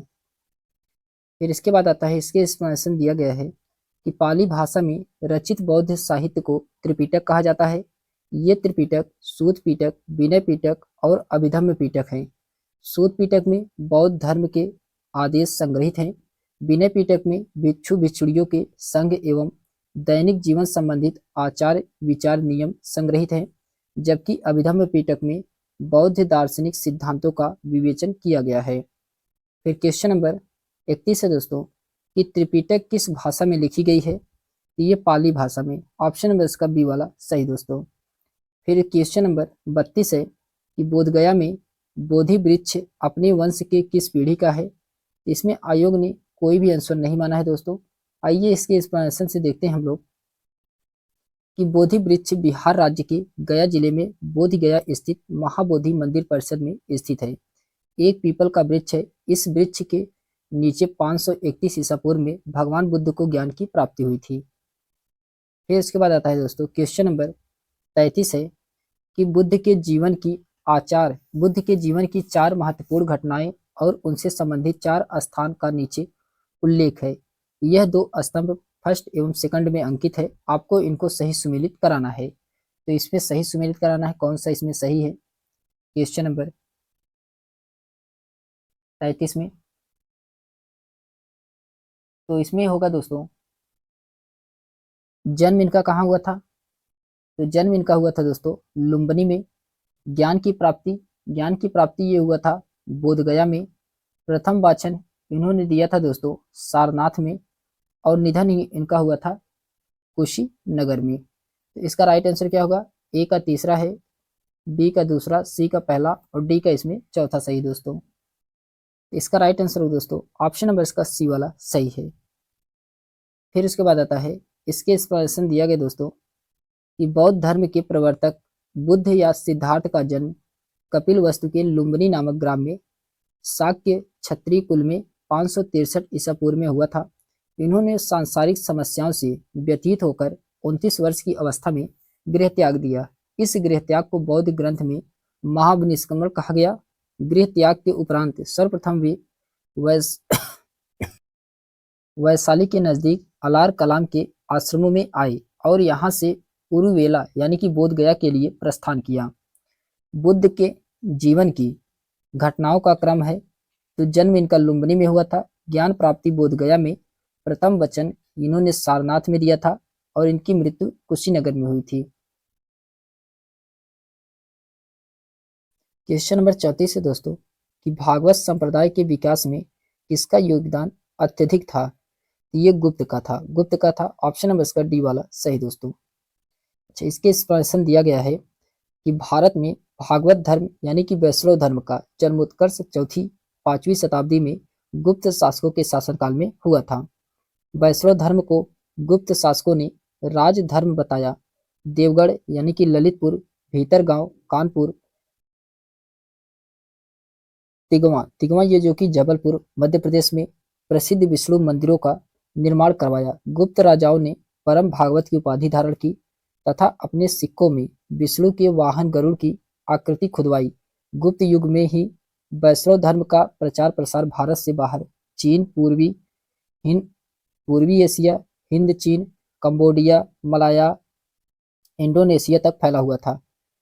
गुप्त शासकों के पूर्व हिंद यमन शासक एंटियार्किडस के राजदूत हेलियोडोरस ने विदिशा में गरुड़ ध्वज की स्थापना की थी तथा स्वयं को परम भागवत घोषित किया था। क्वेश्चन नंबर 35 है दोस्तों कि अजीवक संप्रदाय के संस्थापक कौन थे? तो मखली गोसाल, ऑप्शन नंबर इसका डी वाला सही दोस्तों। इसके एक्सप्लेनेशन दिया गया दोस्तों कि अजीवक संप्रदाय के संस्थापक मखली गोसाल थे। इनके अनुयायी अजीवक के नाम से जाने जाते थे। इस संप्रदाय के लोग कर्म सिद्धांत एवं मानव प्रतिनिधित्व में विश्वास नहीं करते हैं। मखली गोसाल महावीर के साथी थे और नियतिवाद और जैन धर्म में उनकी आस्था थी। यह संप्रदाय मौर्य काल में लोकप्रिय हुआ। अजीवकों का उल्लेख पतंजलि ने भी किया था। मौर्य शासक अशोक व दशरथ ने बराबर व नागार्जुन पहाड़ियों का गुफाओं का निर्माण करवाया। ये अजीवकों के लिए किया गया था। क्वेश्चन नंबर 36 है दोस्तों कि बराबर की गुफाओं का उपयोग किसने आश्रम गृह के लिए रूप में किया गया था? ये अजीवकों के लिए, अजीवकों ने करवाया था। ऑप्शन नंबर इसका पहला वाला सही दोस्तों। फिर उसके बाद आता है क्वेश्चन नंबर 37 है कि निम्नलिखित में से कौन सा सबसे पूर्वकालिक जैन ग्रंथ कहलाता है? ये 14 पूर्व, ऑप्शन नंबर इसका सी वाला सही दोस्तों। इसके एक्सप्लेनेशन दिया गया दोस्तों कि जैन धर्म के वास्तविक संस्थापक महावीर स्वामी द्वारा दिए गए मौलिक सिद्धांतों को महावीर के शिष्यों ने 14 पूर्व में संकलित किए हैं। यह 14 पूर्व जैन धर्म के प्राचीनतम ग्रंथ हैं। 12 अंग तथा उपांग भी जैन धर्म से संबंधित हैं। जैन ग्रंथ कल्प सूत्र को भद्रबाहु ने लिखा। यहाँ जैन धर्म के प्रथम तीर्थंकर ऋषभदेव थे। जैन धर्म के 5 अणुव्रत हैं जिसमें अजीवड़ा व्रत को अणुव्रत नहीं माना गया है। फिर इसके बाद आता है क्वेश्चन नंबर 38 है कि जैन कल्पसूत्र को किसने लिखा था? ये भद्रबाहु के द्वारा लिखा गया था। ऑप्शन नंबर इसका पहला वाला सही दोस्तों। क्वेश्चन नंबर 39 है कि प्रथम तीर्थंकर कौन थे? तो ऋषभदेव थे। ऑप्शन नंबर इसका सी वाला सही है। क्वेश्चन नंबर 40 है कि जैन धर्म के अणुव्रतों में निम्न में से कौन सा नहीं है? ये अजीवा अणुव्रत, ऑप्शन नंबर इसका सी वाला सही दोस्तों। फिर क्वेश्चन नंबर 41 है कि निम्न में से कौन सी बात बौद्ध धर्म तथा जैन धर्म में समान नहीं है? ये आत्मदमन, ऑप्शन नंबर इसका सी वाला सही दोस्तों। इसके एक्सप्लेनेशन दिया गया है कि जैन धर्म आत्मदमन में विश्वास करता है जबकि बौद्ध धर्म आत्मदमन में गहरी आस्था नहीं रखता है। जैन तथा बौद्ध धर्म की कुछ समानताएं थी, जैसे दोनों धर्मों में यज्ञीय कर्मकांडों, जाति प्रथा तथा छुआछूत का विरोध किया गया है। दोनों ही ईश्वर की सत्ता को स्वीकार नहीं करते हैं, परंतु इसमें कुछ असमानताएं भी है। जैसे हिंसा में दोनों में धर्म में विश्वास करते थे, पर जैन धर्म इस पर अधिक बल देता है। जैन धर्म को मोक्ष शरीर त्यागने के बाद ही संभव था, पर बौद्ध धर्म में निर्वाण के लिए शरीर त्यागने की आवश्यकता नहीं थी। दोनों धर्मों में महत्वपूर्ण अंतर आत्मा के विचार को लेकर था। बौद्ध धर्म अनात्मवादी है, परंतु पुनर्जन्म में विश्वास करता है। जैन धर्म आत्मवादी है, विश्वास करता है। मूर्ति पूजा का प्रचलन दोनों धर्मों में था, पर जैन धर्म की नग्न मूर्ति की पूजा करते थे। जैन धर्म महावीर की नग्न मूर्ति की पूजा करते थे। फिर उसके बाद हम लोग दोस्तों चैप्टर नंबर 5 है कि 16 महाजनपद। 16 महाजनपद से जितने भी क्वेश्चन पूछे गए हैं उन सभी क्वेश्चनों को हम लोग देखने वाले हैं। तो इसमें पहला क्वेश्चन दिया गया है कि कौशल एवं मगध के मध्य संघर्ष का प्रारंभ किसके समय में हुआ था? ये अजातशत्रु के शासनकाल में हुआ था। ऑप्शन नंबर इसका डी वाला सही दोस्तों। इसके एक्सप्लेनेशन दिया गया है दोस्तों कि कौशल एवं मगध के बीच संघर्ष का प्रारंभ अजातशत्रु के समय में हुआ था। अजातशत्रु 492 ईसा पूर्व में मगध का राजा था। उसने अंग, लिच्छवी, वज्जी, कौशल तथा काशी जनपदों को अपने राज्य में मिला करके एक विस्तृत साम्राज्य की स्थापना की थी। अजातशत्रु ने विजय व विस्तार नीति का पालन किया था। फिर उसके बाद आता है क्वेश्चन नंबर सेकंड है कि मगध शासक बिंबिसार का चिकित्सक कौन था? ये था दोस्तों जीवक। जीवक ऑप्शन नंबर इसका सी वाला सही है। इसके एक्सप्लेनेशन दिया गया दोस्तों कि जीवक नामक चिकित्सक बिंबिसार के दरबार में रहता था।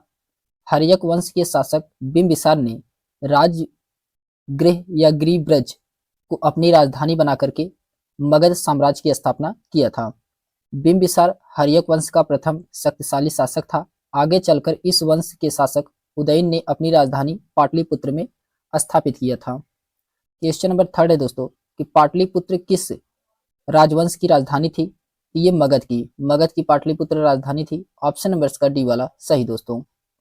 फिर क्वेश्चन नंबर 4 है कि 6वीं शताब्दी ईसा पूर्व में बिंबिसार पर राज्य करता था तो कौन? ये मगध राज्य करता था। ऑप्शन नंबर इसका बी वाला सही दोस्तों। फिर क्वेश्चन नंबर 5 है कि किसने सोचा था कि प्रथम बौद्धवादी काउंसिल्स राजगृह में ही होना चाहिए? यह सोचा था दोस्तों अजातशत्रु। ऑप्शन नंबर इसका डी वाला सही है। इसके एक्सप्लेनेशन दिया गया है कि महात्मा बुद्ध की मृत्यु के पश्चात मगध शासक अजातशत्रु ने अपनी राजधानी गृह ब्रज या राजगृह में प्रथम बौद्ध संगीति का आयोजन 483 ईसा पूर्व में किया था। इसके अध्यक्ष महाकश्यप थे। क्वेश्चन नंबर 6 है दोस्तों कि किस शासक ने सुंदर नगर पाटलिपुत्र की स्थापना की थी? तो सुंदर नगर पाटलिपुत्र की स्थापना ये किए थे दोस्तों उदयन ने। ऑप्शन नंबर इसका डी वाला सही है। इसके एक्सप्लेनेशन दिया गया दोस्तों कि हर्यक वंश के महान शासक उदयन 460 से 444 ईसा पूर्व में गंग व सोन नदी के संगम पर पाटलिपुत्र नगर की स्थापना करके उसने अपनी राजधानी बनाया था। फिर क्वेश्चन नंबर 7 है कि किस शासक ने अपनी राजधानी पाटलिपुत्र में स्थानांतरित की थी? ये शासक का नाम था दोस्तों उदयन। ऑप्शन नंबर इसका सी वाला सही है। उदयन इसका राइट आंसर होगा। फिर उसके बाद आता है क्वेश्चन नंबर 8 है कि अवंती राज्य की राजधानी थी। तो अवंती राज्य की राजधानी उज्जैन थी। ऑप्शन नंबर इसका सी वाला सही है। इसके एक्सप्लेनेशन दिया गया है कि पश्चिम तथा मध्य मालवा के क्षेत्र में अवंती महाजनपद बसा हुआ था। इसके दो भाग थे। पहला तो उत्तरी अवंती जिसकी राजधानी उज्जैनी थी। दूसरा दक्षिणी अवंती जिसकी राजधानी महिष्मती थी। उज्जैनी की पहचान मध्य प्रदेश के आधुनिक उज्जैन नगर से की जाती है। यहाँ के प्रमुख शासक चंद्रप्रघोत था। फिर क्वेश्चन नंबर 9 है कि चंद्रप्रघोत कहाँ का राजा था? ये अवंती का था। ऑप्शन नंबर इसका डी वाला सही, अवंती का राजा था। फिर उसके बाद आता है इसके एक्सप्लेनेशन दिया। क्वेश्चन नंबर 10 है दोस्तों कि 6वीं शताब्दी ईसा पूर्व में निम्नलिखित में से कौन सा एक गणतंत्र था? तो मल्ल ये क्या था? गणतंत्र राज्य था। ऑप्शन नंबर इसका सी वाला सही है। फिर इसके एक्सप्लेनेशन दिया गया है दोस्तों कि 6वीं शताब्दी ईसा पूर्व के भारत के 16 महाजनपदों में मल्ल एक महाजनपद था। 16 महाजनपदों का उल्लेख अंगुत्तर निकाय में मिलता है। 16 महाजनपद इस प्रकार हैं: काशी, कौशल, अंग, चेदी, वत्स, कुरु, पंचाल, मत्स्य, सूरसेन, अस्मक, अवंती, गंधार, कंबोज, वज्जी, मल्ल, मगध थे। मल्ल राज्य एक गणतंत्र राज्य था। इसके अंतर्गत कुशीनारा व पावापुरी के मल्ल आते थे। फिर उसके बाद आता है क्वेश्चन नंबर 11 है कि मगध की प्रारंभिक राजधानी कौन सी थी? ये गिरिब्रज या राजगृह थी। ऑप्शन नंबर इसका सी वाला सही है। इसके एक्सप्लेनेशन दिया गया है कि 16 महाजनपद काल में मगध सबसे शक्तिशाली शासक था। मगध की स्थापना हर्यक वंश के बिंबिसार ने किया था और राजगृह को अपनी राजधानी बनाया था। फिर इसके बाद क्वेश्चन नंबर 12 है कि प्राचीन महाजनपद मगध की प्रथम राजधानी कौन सी थी? तो राजगृह या गिरिब्रज, जो कि ऑप्शन में नहीं दिया गया है। ऑप्शन नंबर इसका ई वाला सही है। उपरोक्त में से कोई नहीं। फिर क्वेश्चन नंबर 13 है कि अजातशत्रु के वंश का नाम क्या था? तो हर्यक वंश था। ऑप्शन नंबर इसका बी वाला सही दोस्तों। फिर इसके एक्सप्लेनेशन दिया गया है कि अजातशत्रु हर्यक वंश के संस्थापक बिंबिसार का पुत्र था। अजातशत्रु अपने पिता की हत्या करके मगध की सत्ता हस्तगत की थी। पिता की हत्या करने के कारण उसे प्रत्यहंता वंश भी कहा जाता है। फिर क्वेश्चन नंबर 14 है कि विश्व का पहला गणतंत्र वैशाली के किस द्वार पे स्थापित किया गया था? ये लिच्छवी था। लिच्छवी ऑप्शन नंबर इसका डी वाला सही है। इसके एक्सप्लेनेशन दिया गया है कि वैशाली के लिच्छवियों ने विश्व का पहला गणतंत्र स्थापित किया था। वैशाली बुद्ध काल का सबसे बड़ा तथा शक्तिशाली गणराज्य था। लिच्छवी वज्जी संघ में सर्वप्रथम था। फिर क्वेश्चन नंबर 15 है कि ईसा पूर्व की 6वीं सदी में विश्व की प्रथम गणतंत्रात्मक व्यवस्था कहाँ थी? तो ये वैशाली में थी। ऑप्शन नंबर इसका पहला वाला सही है। वैशाली इसका राइट आंसर होगा। फिर इसकी क्वेश्चन नंबर 16 है कि 16 महाजनपदों की सूची उपलब्ध है। ये अंगुत्तर निकाय में मिलती है। अंगुत्तर निकाय में ऑप्शन नंबर इसका बी वाला सही है। इसके एक्सप्लेनेशन दिया गया है दोस्तों कि बौद्ध ग्रंथ जो कि ये अंगुत्तर निकाय तथा जैन ग्रंथ भागवती सूत्र में बुद्ध कालीन 16 महाजनपदों का उल्लेख प्राप्त हुआ है। 16 महाजनपदों में अस्मक महाजनपद, जिसकी राजधानी पोटन या पोटली थी, दक्षिण भारत में अवस्थित एकमात्र महाजनपद था। ये जो अस्मक था ये दक्षिण भारत में स्थित था। इन महाजनपदों में मगध सबसे शक्तिशाली महाजनपद माना जाता था। फिर क्वेश्चन नंबर 17 है कि प्रथम मगध साम्राज्य का उत्कर्ष किस शताब्दी में हुआ था? तो ये 6वीं शताब्दी में, ईसा पूर्व 6वीं शताब्दी में। ऑप्शन नंबर इसका बी वाला सही दोस्तों। इसके एक्सप्लेनेशन दिया गया है कि प्रथम मगध साम्राज्य का उत्कर्ष ईसा पूर्व 6वीं शताब्दी में हुआ था। इस साम्राज्य की महत्व का वास्तविक संस्थापक राजा बिंबिसार लगभग 544 से लेकर के 492 ईसा पूर्व तक था। वह हर्यक वंश से संबंधित था। क्वेश्चन नंबर 18 है कि निम्नलिखित में से कौन सा प्राचीनतम राजवंश है? ये नंद राजवंश। नंद राजवंश ये जो कि प्राचीनतम राजवंश माना जाता है। इसके एक्सप्लेनेशन दिया गया है कि नंद वंश भारत का सबसे प्राचीनतम राजवंश है। नंद वंश जो कि ये मगध जो कि वर्तमान में बिहार लगभग 344 ईसा पूर्व से 323 ईसा पूर्व के बीच का शासक था। इसका 344 ईसा पूर्व में नंद वंश की स्थापना महापद्म नंद ने किया था। पुराणों में महापद्म नंद की शूद्र गर्भोद्भव कहा गया है। महाबोधि वंश उसे उग्रसेन कहता है। फिर क्वेश्चन नंबर 19 है कि अंग महाजनपद की राजधानी चंपा थी। अंग महाजनपद की राजधानी क्या थी? तो चंपा थी। ऑप्शन नंबर इसका पहला वाला सही है। इसके एक्सप्लेनेशन दिया गया है कि 16 महाजनपदों में अंग महाजनपद का महत्वपूर्ण स्थान है, जिसकी राजधानी चंपा थी। बिंबिसार अंग राज्य को जीतकर उसे मगध में मिला लिया और अपने पुत्र अजातशत्रु को वहां का शासक नियुक्त किया था। वर्तमान में भागलपुर एवं मुंगेर जिले के बिहार अंग महाजनपद के अंतर्गत आते थे। फिर क्वेश्चन नंबर 20 है कि वत्स्य का राज्य स्थित था। ये इलाहाबाद के आसपास का स्थित था। ऑप्शन नंबर इसका ए वाला सही है। इसके एक्सप्लेनेशन दिया गया दोस्तों कि वत्स्य महाजनपद वर्तमान प्रयागराज जो कि इलाहाबाद के क्षेत्र में स्थित था। इसकी राजधानी कौशाम्बी थी। बुद्ध काल में यहाँ पौरव वंश का शासक था, जिसका प्रसिद्ध राजा उदयन था। उदयन का प्रेम संबंध अवंती की राजकुमारी वासदत्ता से था। उदयन को प्रसिद्ध बौद्ध भिक्षु पिंडलोला ने बौद्ध मत में दीक्षा दी थी। कौशाम्बी प्रसिद्ध व्यापारिक नगर भी कौशाम्बी में से उदयन का विशाल राजप्रसाद प्राप्त हुआ था। फिर क्वेश्चन नंबर 21 है कि प्राचीन भारत में द्वितीय नगरीकरण से संबंधित क्षेत्र कौन सा था? ये था गंगेय मैदान। ऑप्शन नंबर का बी वाला सही है। इसके एक्सप्लेनेशन दिया गया है कि प्राचीन भारत में द्वितीय नगरीकरण से संबंधित क्षेत्र गंगेय मैदान, जो कि उत्तर कलासी पालिस के मृदभांड वाले क्षेत्र था। द्वितीय नगरीकरण का उद्भव महाजनपदों के आविर्भाव के साथ प्रारंभ होता है तथा मगध साम्राज्य की स्थापना में अपने चरमोत्कर्ष पर पहुंच जाता है। सुमुक्त खाद्य उत्पादन अर्थव्यवस्था मध्य गंग की जलोढ़ मिट्टी सबसे पहले फैलती हुई दिखाई देती है, जिससे न केवल उत्पादन बल्कि शिल्प एवं व्यापार वाणिज्य के क्षेत्र से लोगों का भरण पोषण संभव हुआ था। फिर उसके बाद आता है दोस्तों, फिर उसके बाद आता है मौर्य एवं मौर्योत्तर काल। तो मौर्य एवं मौर्योत्तर काल में इसमें पहला क्वेश्चन दिया गया है कि शक संवत का प्रारंभ कब हुआ था? तो 78 एडी में, 78 ईस्वी में हुआ था। ऑप्शन नंबर का सी वाला सही है। इसके एक्सप्लेनेशन दिया गया है कि शक संवत का प्रारंभ 78 ईस्वी में हुआ था। इसे प्रारंभ करने का श्रेय कुषाण शासक कनिष्क को जाता है।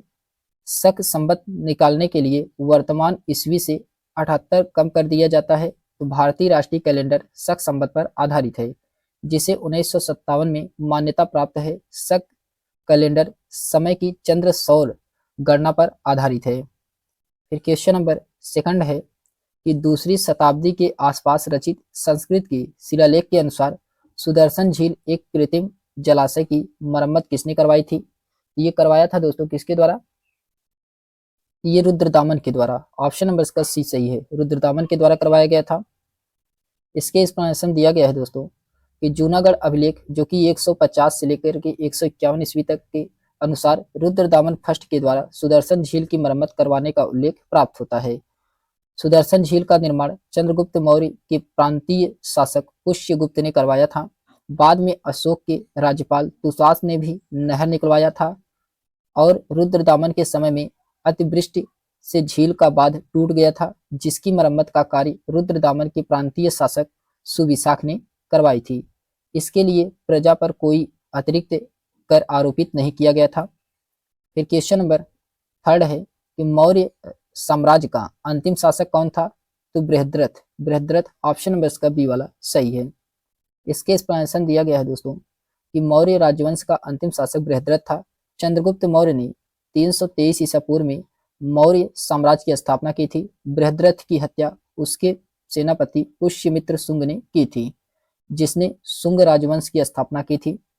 फिर क्वेश्चन नंबर 4 है, इसमें कहा जा रहा है कि मेगास्थनीज को राजदूत के रूप में किसके दरबार में भेजा गया था? ये किसके दरबार में भेजा गया था? ये भेजा गया था दोस्तों चंद्रगुप्त मौर्य के दरबार में। ऑप्शन नंबर इसका पहला वाला सही है। इसके एक्सप्लेनेशन दिया गया है कि मेगास्थनीज यूनानी राजा सेलुकस द्वारा मौर्य सम्राट चंद्रगुप्त के दरबार में भेजा गया एक यूनानी राजदूत था। वह एक खोजकर्ता तथा इतिहासकार था। इसने इंडिका नामक पुस्तक की रचना की थी, जिसमें उस समय के भारतीय समाज के बारे में वर्णन किया गया है। फिर उसके बाद आता है क्वेश्चन नंबर 5 है, इसमें कहा जा रहा है कौन सी पुस्तक बिंदुसार को एक अभिषिक्त क्षत्रिय वर्णित करता है? ये दिव्यदान है। दिव्यदान है। ऑप्शन नंबर इसका सी वाला सही दोस्तों।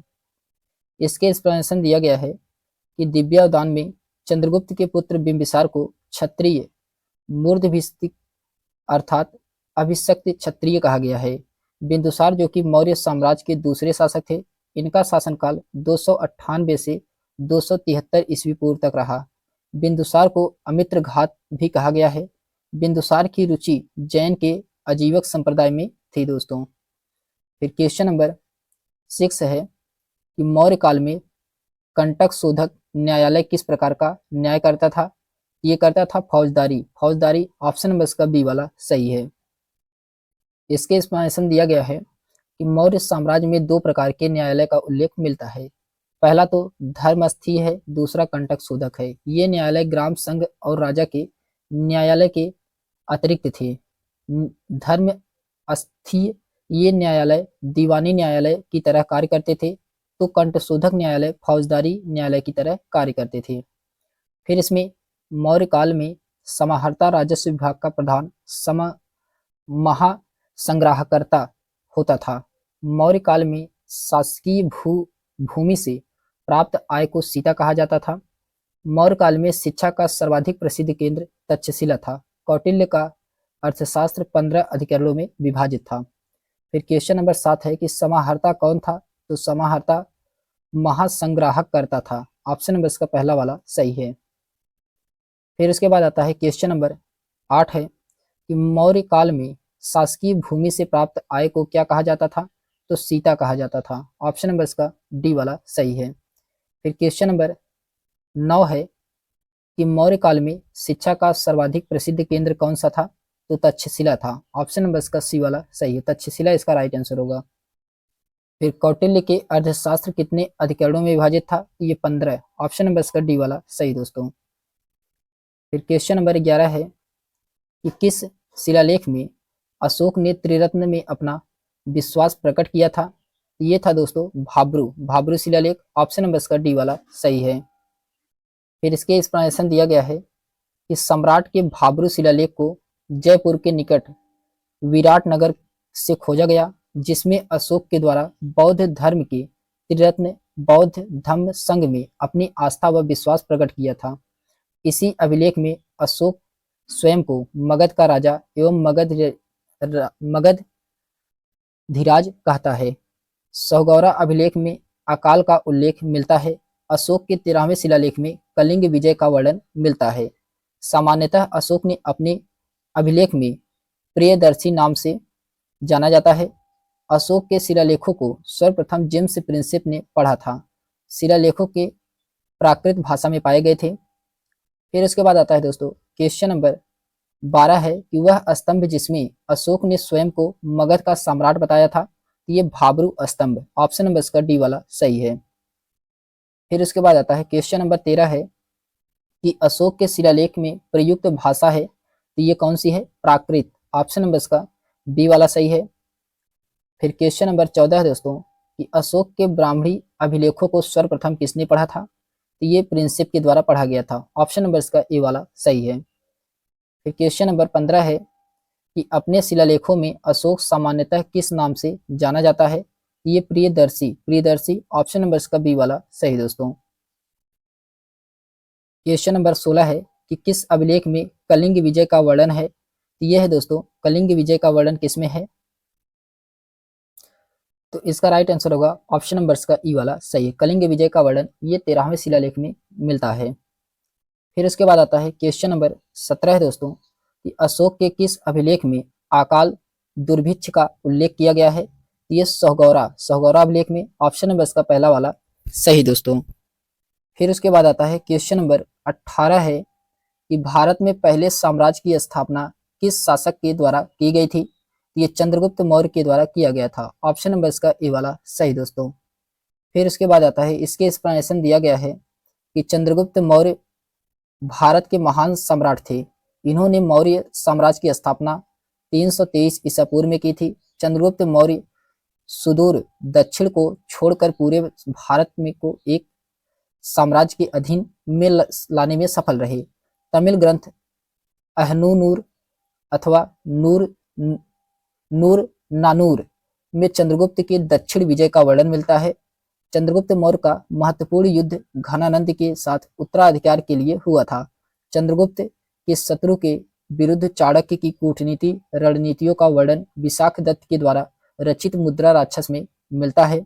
इस महत्वपूर्ण नाटक को हिंदी में अनुवाद करने का श्रेय भारतेंदु हरिश्चंद्र को है। रुद्रदामन के जूनागढ़ अभिलेख से यह मालूम पड़ता है कि चंद्रगुप्त का प्रभाव पश्चिम भारत तक फैला था। चंद्रगुप्त मौर्य एक प्रबुद्ध निरंकुश शासक था। इसने मौर्य राजाओं में पाटलिपुत्र को सर्वप्रथम अपनी राजधानी बनाया। इसने दक्कन का विजय किया था। फिर क्वेश्चन नंबर 19 है दोस्तों कि चंद्रगुप्त मौर्य कौन था? तो यह एक प्रबुद्ध निरंकुश शासक था। ऑप्शन नंबर इसका डी वाला सही दोस्तों।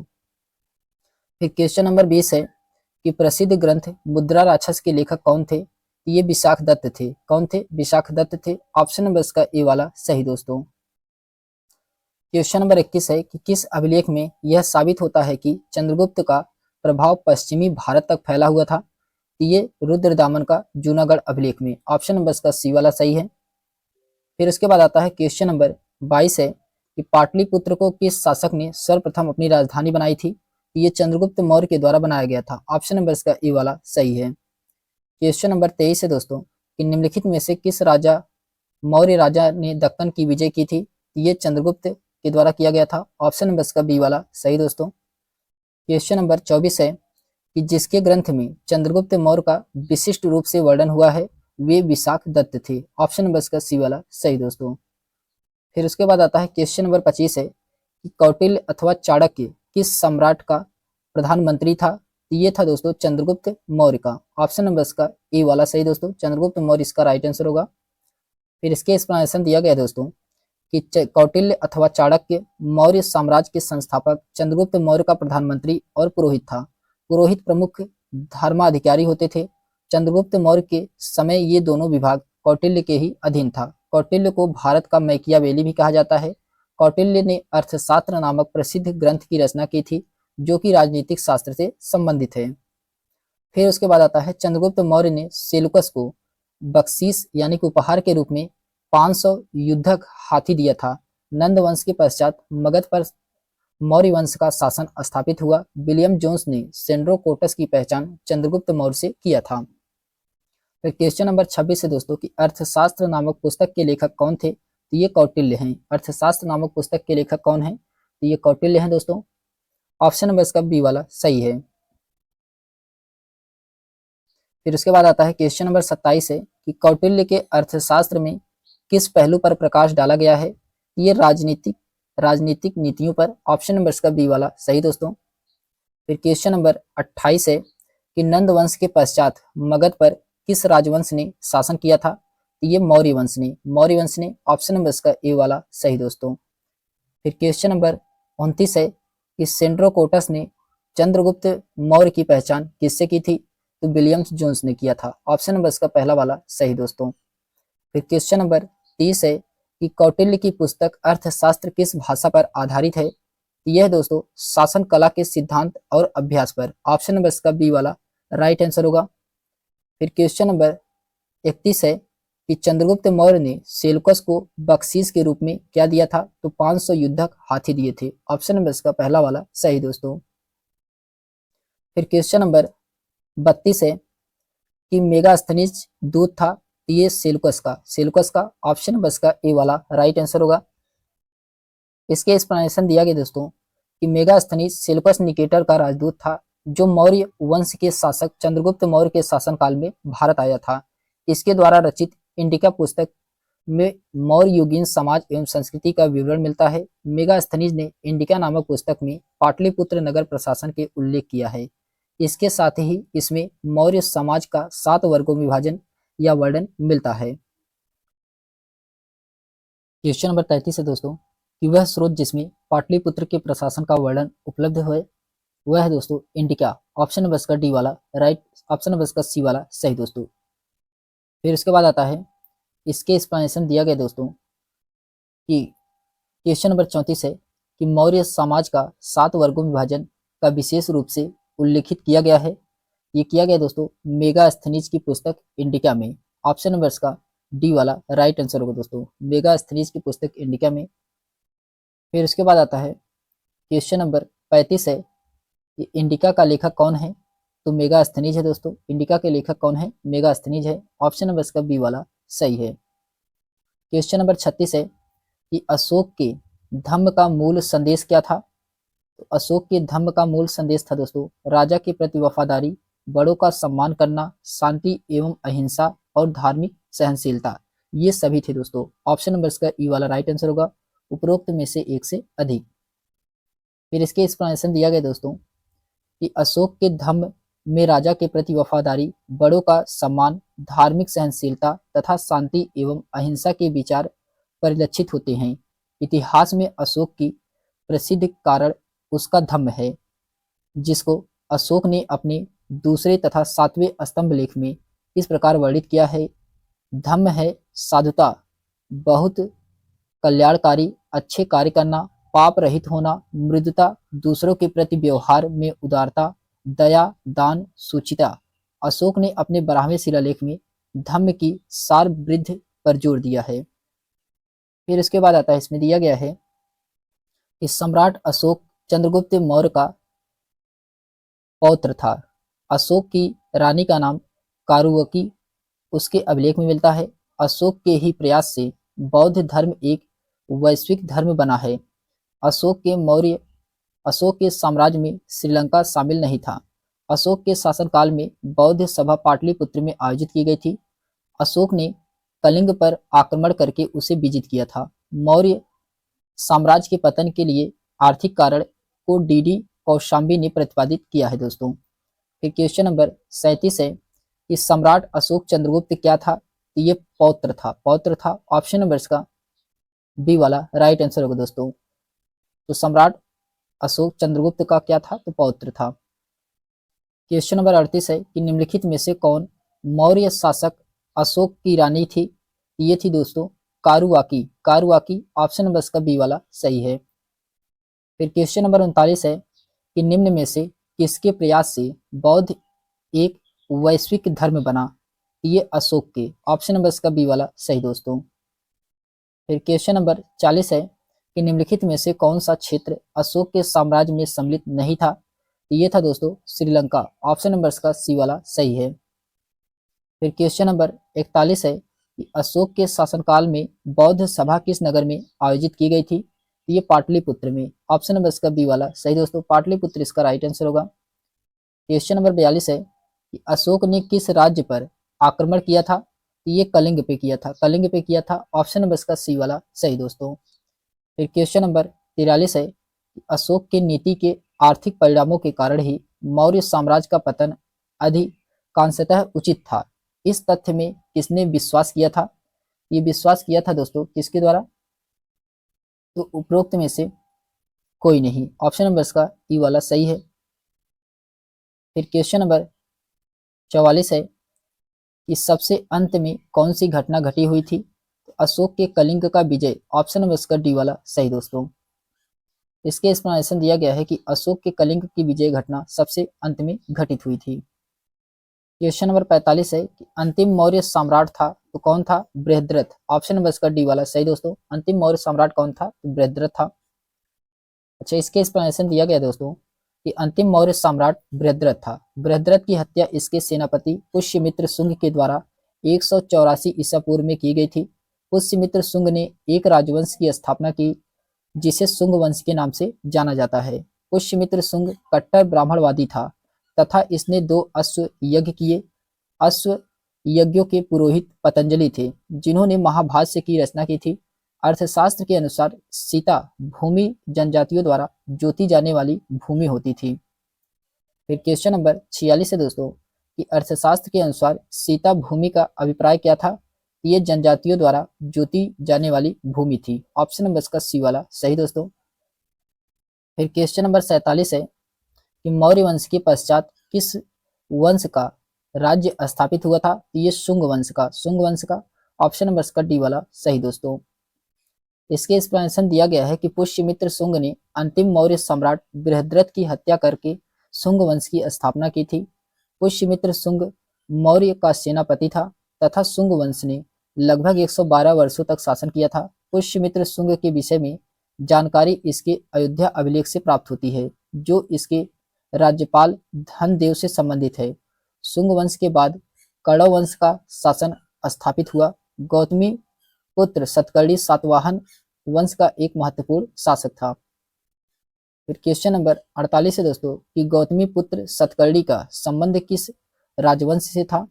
ये थे दोस्तों सातवाहन। ऑप्शन नंबर इसका डी वाला, ऑप्शन नंबर इसका बी वाला राइट आंसर होगा।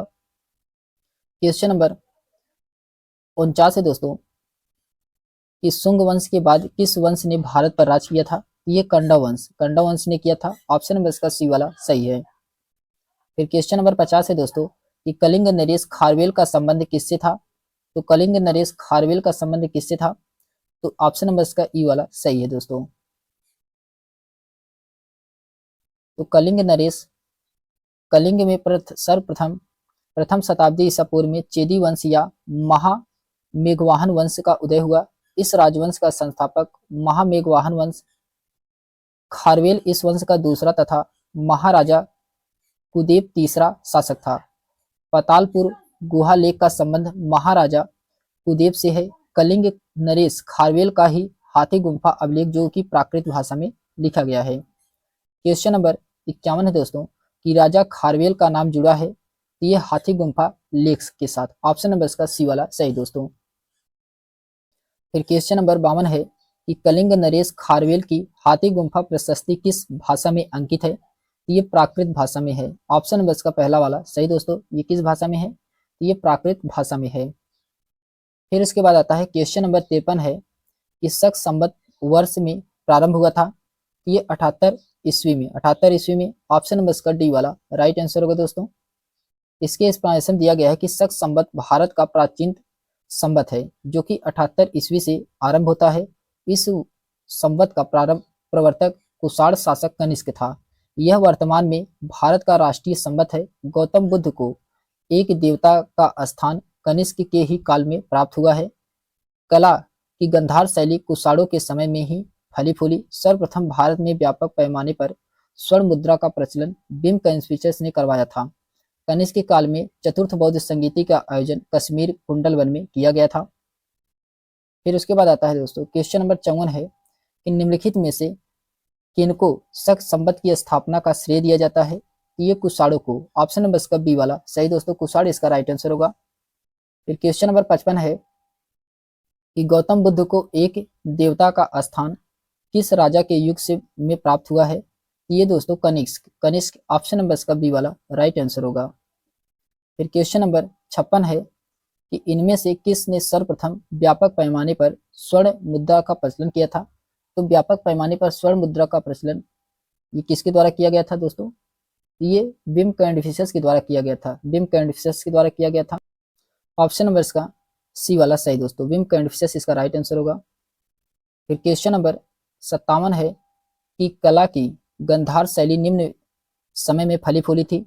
ये कुषाणों के समय में। ऑप्शन नंबर इसका ए वाला सही दोस्तों। क्वेश्चन नंबर 58 है कि कनिष्क के शासनकाल में बौद्ध सभा किस नगर में आयोजित की गई थी। ये कश्मीर में किया गया था। ऑप्शन नंबर इसका सी वाला सही दोस्तों। फिर क्वेश्चन नंबर 59 है कि सांची का विशाल स्तूप समय को निर्धारित करता है। ये मौर्यों का ऑप्शन नंबर इसका ए वाला राइट आंसर होगा। इसके एक्सप्लेनेशन दिया गया दोस्तों कि सांची का स्तूप 3री शताब्दी ईसा पूर्व अशोक द्वारा निर्मित बौद्ध स्मारक है। ऐसा माना जाता है कि यह स्तूप अशोक ने अपनी पत्नी देवी के कहने पर बनवाया था, जो मध्य प्रदेश के रायसेन जिले में स्थित है। यह स्मारक सामान्य अर्धगोलाकार ईंट द्वारा निर्मित है। पाटलिपुत्र स्थित चंद्रगुप्त का महल मुख्यतः लकड़ी का बना था। मथुरा से प्राप्त कुछ मूर्ति मौर्य काल का नहीं है। कुम्हार स्थल से मौर्य राज्य प्रसाद मिलता है। बराबर की गुफाओं को अशोक ने अजीबों को दान में दिया था। ताम्रपट्ट मुख्यतः एक तांबे की प्लेट है जो मौर्य काल से संबंधित है। क्वेश्चन नंबर 60 है दोस्तों कि कौन सा पुरातात्विक स्थल मौर्य राजप्रसाद से संबंध है। ये कुम्हार ऑप्शन नंबर इसका डी वाला सही दोस्तों। क्वेश्चन नंबर 61 है कि ताम्रपत्र क्या है। तो यह मौर्य साम्राज्य से संबंधित एक तांबे की प्लेट है। ऑप्शन नंबर इसका बी वाला सही दोस्तों। फिर उसके बाद आता है क्वेश्चन नंबर 62 है कि बराबर की गुफाओं को अशोक ने किस संप्रदाय में दान में दिया था। ये अजीवक को दिए थे। ऑप्शन नंबर इसका सी वाला सही दोस्तों। फिर उसके बाद आता है क्वेश्चन नंबर 63 है कि निम्नलिखित में से कौन सा एक मूर्ति शिल्प मौर्य काल का नहीं है। यह दोस्तों मथुरा से प्राप्त खड़ी बुद्ध मूर्ति। ऑप्शन नंबर इसका सी वाला राइट आंसर होगा। फिर क्वेश्चन नंबर 64 है कि पाटलिपुत्र में स्थित चंद्रगुप्त महल मुख्यतः बना था। ये लकड़ी का बना था। ऑप्शन नंबर इसका सी वाला सही दोस्तों। फिर क्वेश्चन नंबर 65 है कि भूमि अनुदान किन्हें दिया गया था जो शाही दरबार से जुड़े हुए थे। ये थे दोस्तों ब्राह्मण। ऑप्शन नंबर इसका बी वाला सही, ब्राह्मण इसका राइट आंसर होगा। इसके एक्सप्लेनेशन दिया गया दोस्तों भूमि दान का सर्वप्रथम अभिलेखीय साक्ष्य सातवाहन कालीन रानी नागनिका के नाना घाट अभिलेख से प्राप्त होता है। सातवाहनों और कुषाणों ने पहली शताब्दी ईस्वी में भूदान की अच्छेवनीय प्रणाली की शुरुआत की थी। सातवाहन शासकों ने ब्राह्मणों और बौद्ध भिक्षुओं को कर मुक्त भूमि में दान प्रथा प्रारंभ की थी। फिर क्वेश्चन नंबर 66 है दोस्तों कि भारत में सोने के सिक्के किन प्रथम शासकों द्वारा चलाई गई थी? ये चलाया गया था दोस्तों भारतीय यूनानियों के द्वारा। ऑप्शन नंबर इसका बी वाला सही है। इसके एक्सप्लेनेशन दिया गया दोस्तों कि भारत में सोने के सिक्के सर्वप्रथम हिंद यूनानियों ने प्रचलित किया था। प्रथम लेखायुक्त एवं रूप चित्रक सिक्के भी इंडो ग्रीक शासकों द्वारा जारी किए गए थे। इंडो ग्रीक शासक मिनांडर की मुद्रा पर धर्म का चिन्ह मिलता है। शक संवत की कदर्मक शाखा का संस्थापक चस्टन था। पेरिप्लस ऑफ द एथियंसी का लेखक अज्ञात है। मलिंद पन्हो ग्रंथ प्राचीन भारत के व्यापारिक मार्गों पर मौन है। फिर इसके बाद इसमें दिया गया है कि रोमन साम्राज्य से व्यापारिक संबंध कुषाण, शक, सातवाहन आदि के साम्राज्यों ने स्थापित किया था। फिर इसके बाद क्वेश्चन नंबर 67 है दोस्तों कि पेरिप्लस ऑफ द एथियंसी किसने लिखी थी? ये दोस्तों किसके द्वारा लिखा गया था? ये अज्ञात नामक ऑप्शन नंबर इसका ई वाला राइट आंसर होगा।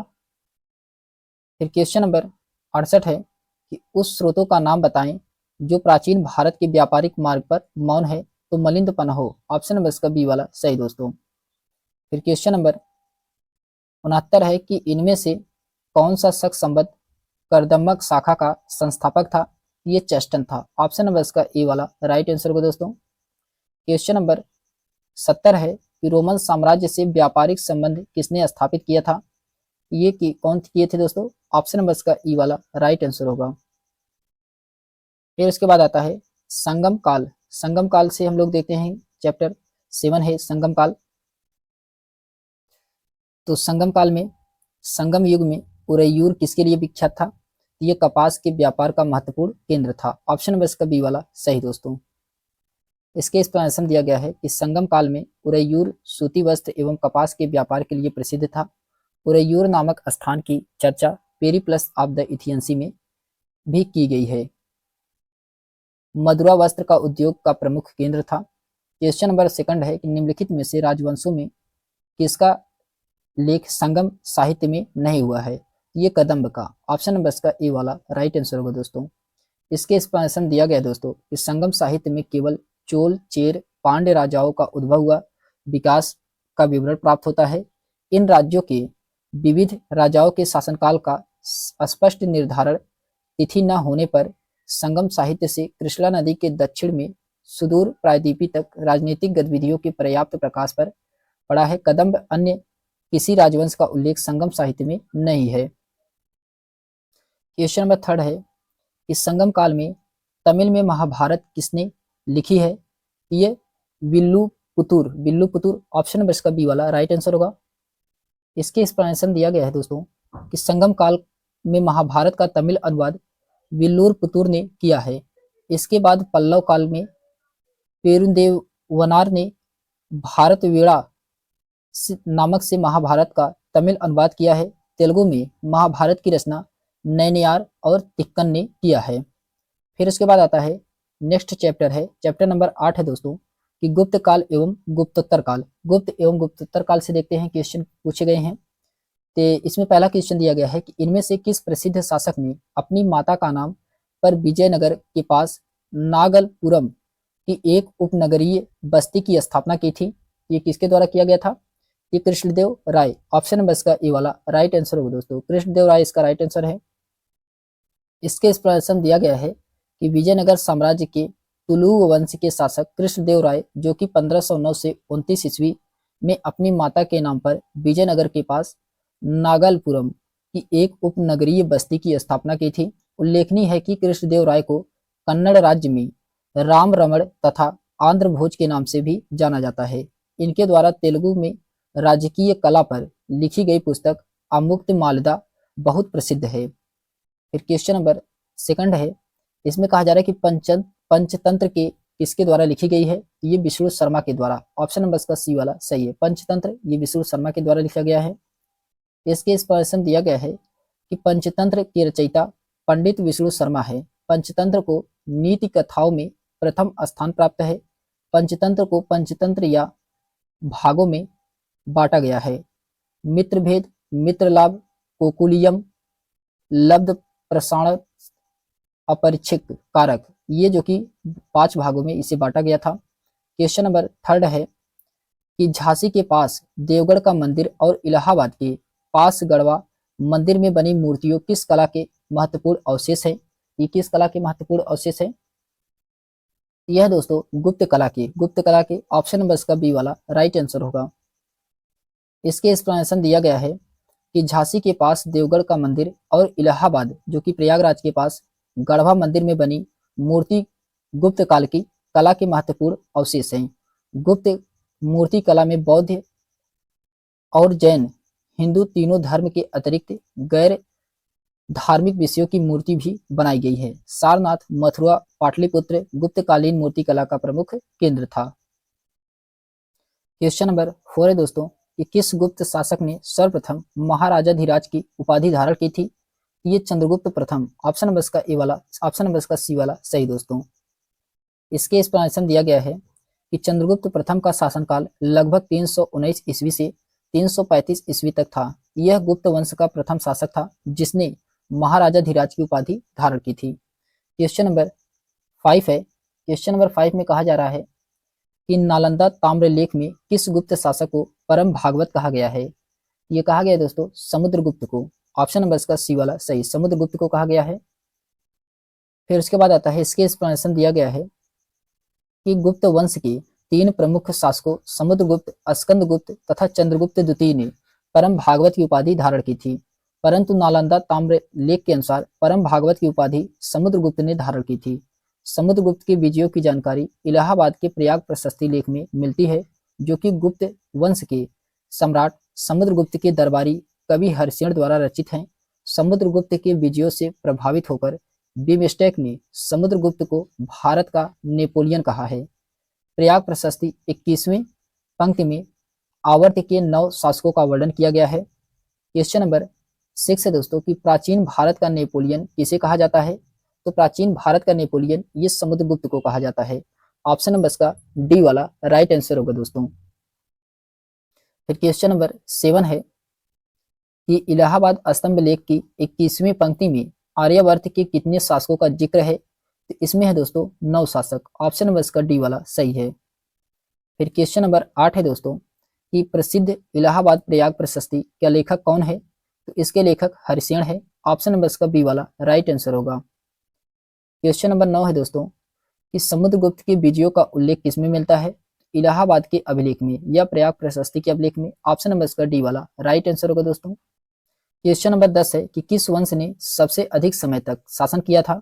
ये गुप्त वंश। ऑप्शन नंबर इसका सी वाला सही दोस्तों, गुप्त वंश इसका राइट आंसर होगा। इसके एक्सप्लेनेशन दिया गया है कि सर्वाधिक समय तक शासन गुप्त वंश ने किया था।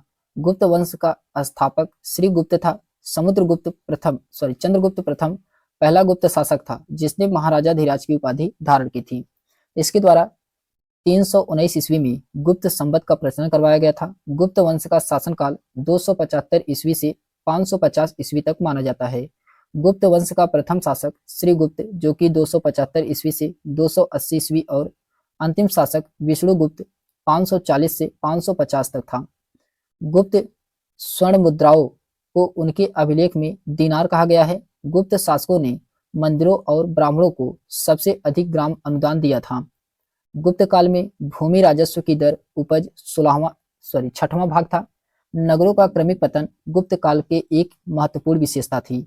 R.S. शर्मा ने तर्क दिया है कि गुप्त एवं गुप्तोत्तर काल में धन अर्थव्यवस्था का पतन दिखाया है। फिर क्वेश्चन नंबर 11 है कि नगरों का क्रमिक पतन किस काल का एक महत्वपूर्ण विशेषता थी?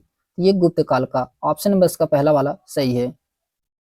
फिर क्वेश्चन नंबर 12 है कि किस शासक वंश ने मंदिरों एवं ब्राह्मणों को सबसे अधिक ग्राम अनुदान दिया था? ये गुप्त वंश ने। ऑप्शन नंबर इसका ए वाला सही है। क्वेश्चन नंबर 13 है कि गुप्त युग में भूमि राजस्व की दर क्या थी? तो ये था दोस्तों उपज का 6वां भाग। ऑप्शन नंबर इसका बी वाला सही है। क्वेश्चन नंबर 14 है कि किसने तर्क दिया है कि गुप्त और गुप्तोत्तर युग काल में धन अर्थव्यवस्था में पतन दिखाया गया है? ये R.S. शर्मा के द्वारा। ऑप्शन नंबर इसका बी वाला सही दोस्तों। क्वेश्चन नंबर 15 है कि गुप्त स्वर्ण मुद्राएं उनके अभिलेखों में किस नाम से अंकित है? ये दिनार के नाम से अंकित है। ऑप्शन नंबर इसका डी वाला सही दोस्तों। क्वेश्चन नंबर 16 है कि इनमें से कौन गुप्त काल में औषधि के क्षेत्र में अपने कार्य के लिए जाने जाते हैं? तो ऑप्शन नंबर इसका ई वाला सही दोस्तों। उपरोक्त में से एक से अधिक सुश्रुत और शूद्रक और सौमिल्य सौन, ये चारों जाने जाते हैं दोस्तों। फिर उसके बाद आता है, इसके एक्सप्लेनेशन दिया गया दोस्तों कि गुप्त काल के चिकित्सक संबंधित नहीं थे, जो कि भारत में चिकित्सक से संबंधित दो महत्वपूर्ण व्यक्ति चर्चित हैं, चरक और सुश्रुत थे। इन दोनों का संबंध मौर्य काल से है। ताम्रलिप्ति बंदरगाह का प्रयोग गुप्त काल के उत्तर भारत व्यापार के लिए किया जाता था। पृथ्वी के अपनी धुरी पर घूमने के कारण दिन प्रतिदिन सूर्य उदय और सूर्यास्त होता है। यह आर्यभट्ट ने कहा है। गुप्त काल में बिना जोती हुई भूमि को अपृहत कहा जाता है। देवगढ़ का दशावतार मंदिर गुप्तकालीन का स्थापत्य का उदाहरण है। फिर क्वेश्चन नंबर 17 है कि निम्नलिखित में से कौन सा गुप्त काल का मंदिर है? यह दोस्तों देवगढ़ का दशावतार मंदिर। ऑप्शन नंबर का सी वाला सही है। क्वेश्चन नंबर 18 है कि निम्नलिखित में से कौन सा बंदरगाह गुप्त काल में उत्तर भारतीय व्यापार के लिए उपयोग किया जाता था? ये ताम्रलिप्ति है। ताम्रलिप्ति ऑप्शन नंबर का बी वाला सही है। क्वेश्चन नंबर 19 है, इसमें कहा जा रहा है कि इनमें से किसने पहली बार यह व्याख्या की थी कि पृथ्वी अपनी धुरी पर घूमने के कारण प्रतिदिन सूर्योदय एवं सूर्यास्त होता है? ये आर्यभट्ट के द्वारा किया गया था। ऑप्शन नंबर इसका पहला वाला सही है। क्वेश्चन नंबर 20 है दोस्तों कि किस प्रकार की भूमि को अपृहत कहा जाता था? ये बिना जोती हुई जंगली भूमि को। ऑप्शन नंबर इसका ए वाला राइट आंसर होगा। क्वेश्चन नंबर 21 है कि प्रसिद्ध चीनी यात्री फाहियान ने किसके शासनकाल में भारत की यात्रा की थी? ये चंद्रगुप्त सेकंड, चंद्रगुप्त द्वितीय या विक्रमादित्य के शासनकाल में। इसके एक्सप्लेनेशन दिया गया दोस्तों कि प्रसिद्ध चीनी यात्री फाहियान चंद्रगुप्त द्वितीय विक्रमादित्य के काल में भारत की यात्रा की थी। यद्यपि फाहियान ने अपने यात्रा वृत्तांत में समकालीन शासक के नाम से उल्लेखित नहीं किया है, किंतु उसमें चंद्रगुप्त कालीन भारत की सांस्कृतिक दशा का सुंदर वर्णन प्राप्त होता है।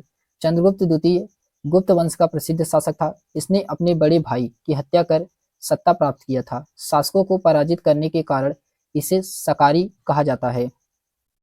इससे सोपारा, काम्बे व भड़ौच बंदरगाह की प्राप्ति हुई थी। इसी के उपलक्ष्य में इसने विक्रमादित्य की उपाधि धारण की थी। महरौली स्तंभ लेख चंद्रगुप्त द्वितीय का ही था। क्वेश्चन नंबर 22 है कि चंद्रगुप्त द्वितीय किस राजवंश के किस साम्राज्य के शासक थे? ये गुप्त वंश के थे। ऑप्शन नंबर इसका बी वाला सही दोस्तों। फिर क्वेश्चन नंबर 23 है कि महरौली लौह स्तंभ अभिलेख का चंद्र संबंधित है। ये चंद्रगुप्त द्वितीय से। ऑप्शन नंबर इसका सी वाला राइट आंसर होगा। चंद्रगुप्त द्वितीय इसका राइट आंसर है दोस्तों। फिर क्वेश्चन नंबर 24 है कि निम्नलिखित गुप्त शासकों में से किसने विक्रमादित्य की उपाधि धारण की थी? ये चंद्रगुप्त द्वितीय या विक्रमादित्य। ऑप्शन नंबर इसका डी वाला राइट आंसर होगा। क्वेश्चन नंबर 25 है, किस गुप्त शासक ने शकों को पराजित किया और इसे कारण सकारी कहा गया है? तो सकारी ये चंद्रगुप्त द्वितीय या विक्रमादित्य को कहा गया है। ऑप्शन नंबर इसका सी वाला सही दोस्तों। फिर क्वेश्चन नंबर 26 है कि किसके द्वारा 3 प्रसिद्ध बंदरगाहों सोपारा, काम्बे और भड़ौच को गुप्त साम्राज्य में मिलाया गया था? ये चंद्रगुप्त द्वितीय या विक्रमादित्य के। ऑप्शन नंबर इसका सी वाला सही है। क्वेश्चन नंबर 27 है कि किस गुप्त शासक ने अपने बड़े भाई की हत्या कर सत्ता प्राप्त की थी? ये किस शासक ने किया था? ये किया था दोस्तों चंद्रगुप्त द्वितीय। ऑप्शन नंबर इसका सी वाला सही, चंद्रगुप्त द्वितीय। फिर इसके बाद आता है क्वेश्चन नंबर 28 है, गुप्त सम्राट जिसने हुड़ों को पराजित किया था? ये स्कंद गुप्त थे। ऑप्शन नंबर इसका सी वाला सही दोस्तों। इसके एक्सप्लेनेशन दिया गया है कि गुप्त सम्राट चंद्रगुप्त स्कंदगुप्त द्वारा हुड़ों को पराजित किया गया था। भीतरी अभिलेख ये कहाँ पे है? गाजीपुर में है। ये 8वें श्लोक में हुड़ों के साथ युद्ध होने का उल्लेख मिलता है। हुड़ों को परास्त करने का उपलक्ष्य में स्कंदगुप्त ने विक्रमादित्य की उपाधि धारण की थी। क्वेश्चन नंबर 29 है कि मुद्रा राक्षस नामक पुस्तक के लेखक कौन थे? तो ये विशाख दत्त थे। ऑप्शन नंबर इसका पहला वाला सही दोस्तों, विशाख दत्त इसका राइट आंसर होगा। क्वेश्चन नंबर, अच्छा इसके एक्सप्लेनेशन दिया गया दोस्तों, विशाख दत्त ने मुद्रा राक्षस एवं देवी चंद्रगुप्तम नामक नाटक लिखे हैं। कुमार संभव महाकाव्य की रचना कालिदास ने की है। वाग्भट ने अष्टांग हृदय नामक आयुर्वेदिक ग्रंथ की रचना किया है। बृहद संहिता पुस्तक के लेखक बरामहिर हैं। अमर सिंह के अमरकोश ग्रंथ में 12 प्रकार के भूमि का वर्णन मिलता है। क्वेश्चन नंबर 30 है कि देवी चंद्रगुप्तम नाटक के रचनाकार कौन है? ये विशाख दत्त हैं। ऑप्शन नंबर इसका डी वाला सही दोस्तों। इसके एक्सप्लेनेशन दिया गया है कि निम्न में से कौन सा जोड़ा सही नहीं है। लेखक दिया गया है और पुस्तक दिया गया है, तो इसमें कौन सा जोड़ा सही नहीं है? तो डांडी, ये 10 कुमार चरित्र ये सही है। विष्णु शर्मा पंचतंत्र ये भी सही है। आर्यभट्ट बृहद संहिता ये गलत है दोस्तों। ऑप्शन नंबर इसका सी वाला यही राइट आंसर होगा, जबकि भास स्वप्न दत्ता ये सही है। फिर इसके बाद आता है क्वेश्चन नंबर 32 है कि अमरकोश में कितने प्रकार की भूमि का वर्णन किया गया है? इसमें 12 प्रकार की भूमि का वर्णन किया गया है। ऑप्शन नंबर इसका बी वाला राइट आंसर होगा दोस्तों। क्वेश्चन नंबर 33 है आयुर्वेद के प्रसिद्ध ग्रंथ अष्टांग हृदय के रचनाकार कौन है? ये है दोस्तों बड़ाग भट्ट। ऑप्शन नंबर इसका बी वाला राइट आंसर होगा। क्वेश्चन नंबर 34 है कि कुमार संभव महाकाव्य किस कवि ने लिखा है?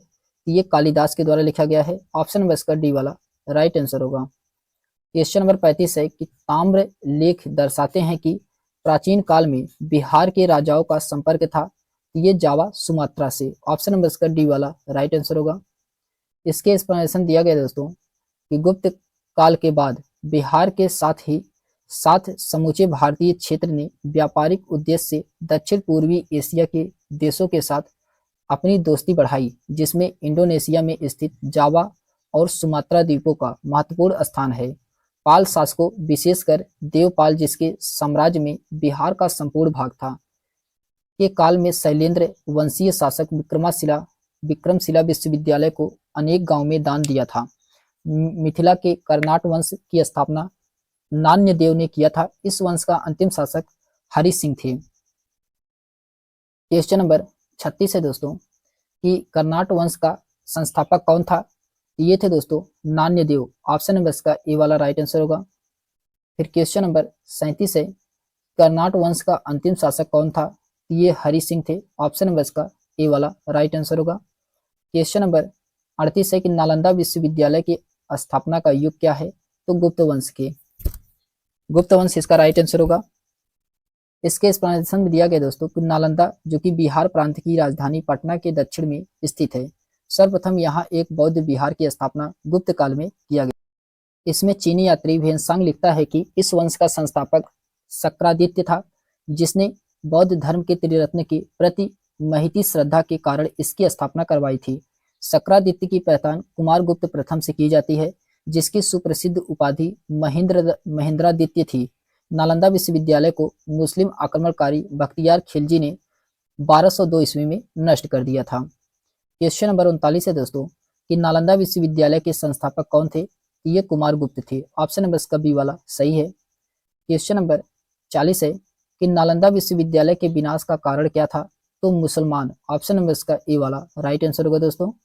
क्वेश्चन नंबर 41 है कि नालंदा विश्वविद्यालय किस लिए विश्व प्रसिद्ध था?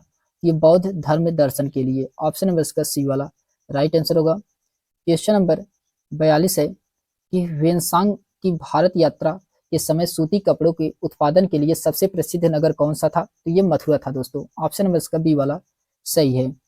इसके एक्सप्लेनेशन दिया गया है कि वेनसांग हर्षवर्धन के काल में 606 से लेकर के 647 ईस्वी में भारत आया था। तत्कालीन समय में मथुरा सूती वस्त्र के उत्पादन का प्रमुख केंद्र था, जबकि वाराणसी रेशम के वस्त्रों के लिए प्रसिद्ध था। चीनी यात्री वेनसांग ने 6 वर्षों तक नालंदा विश्वविद्यालय में अध्ययन किया था।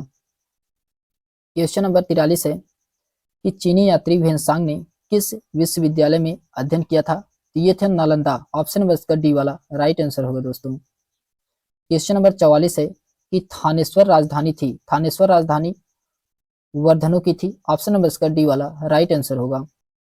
इसके एक्सप्लेनेशन दिया गया है कि थानेश्वर पुष्यभूति वंश वर्धन वंश की पहली राजधानी थी। यह 6वीं शताब्दी के उत्तरार्ध में पुष्य भूति वंश की राजधानी बनी।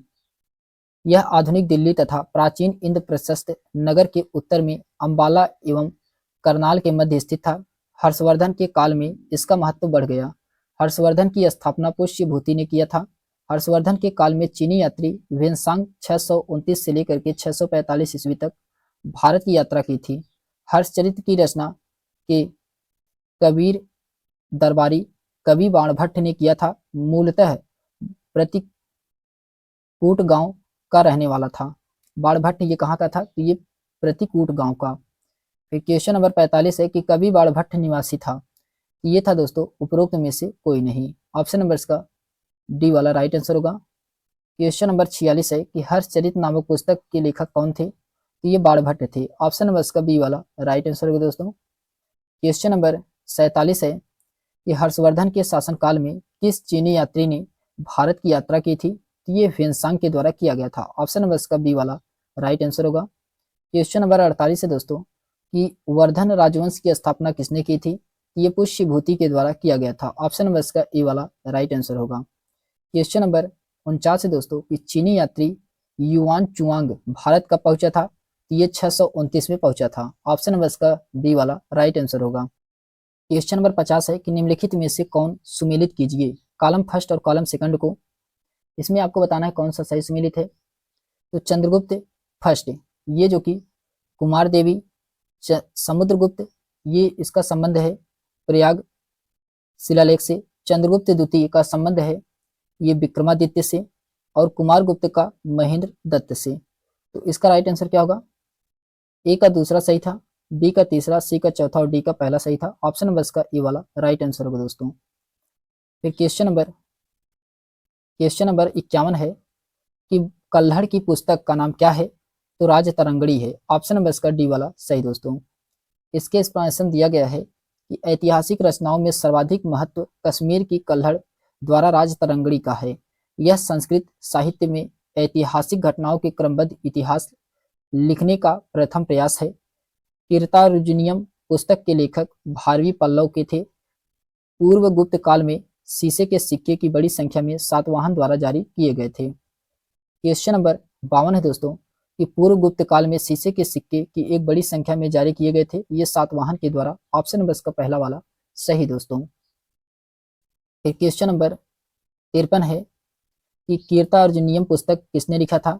ये भारवी के द्वारा लिखा गया था। ऑप्शन नंबर इसका बी वाला, ऑप्शन नंबर इसका डी वाला राइट आंसर होगा दोस्तों।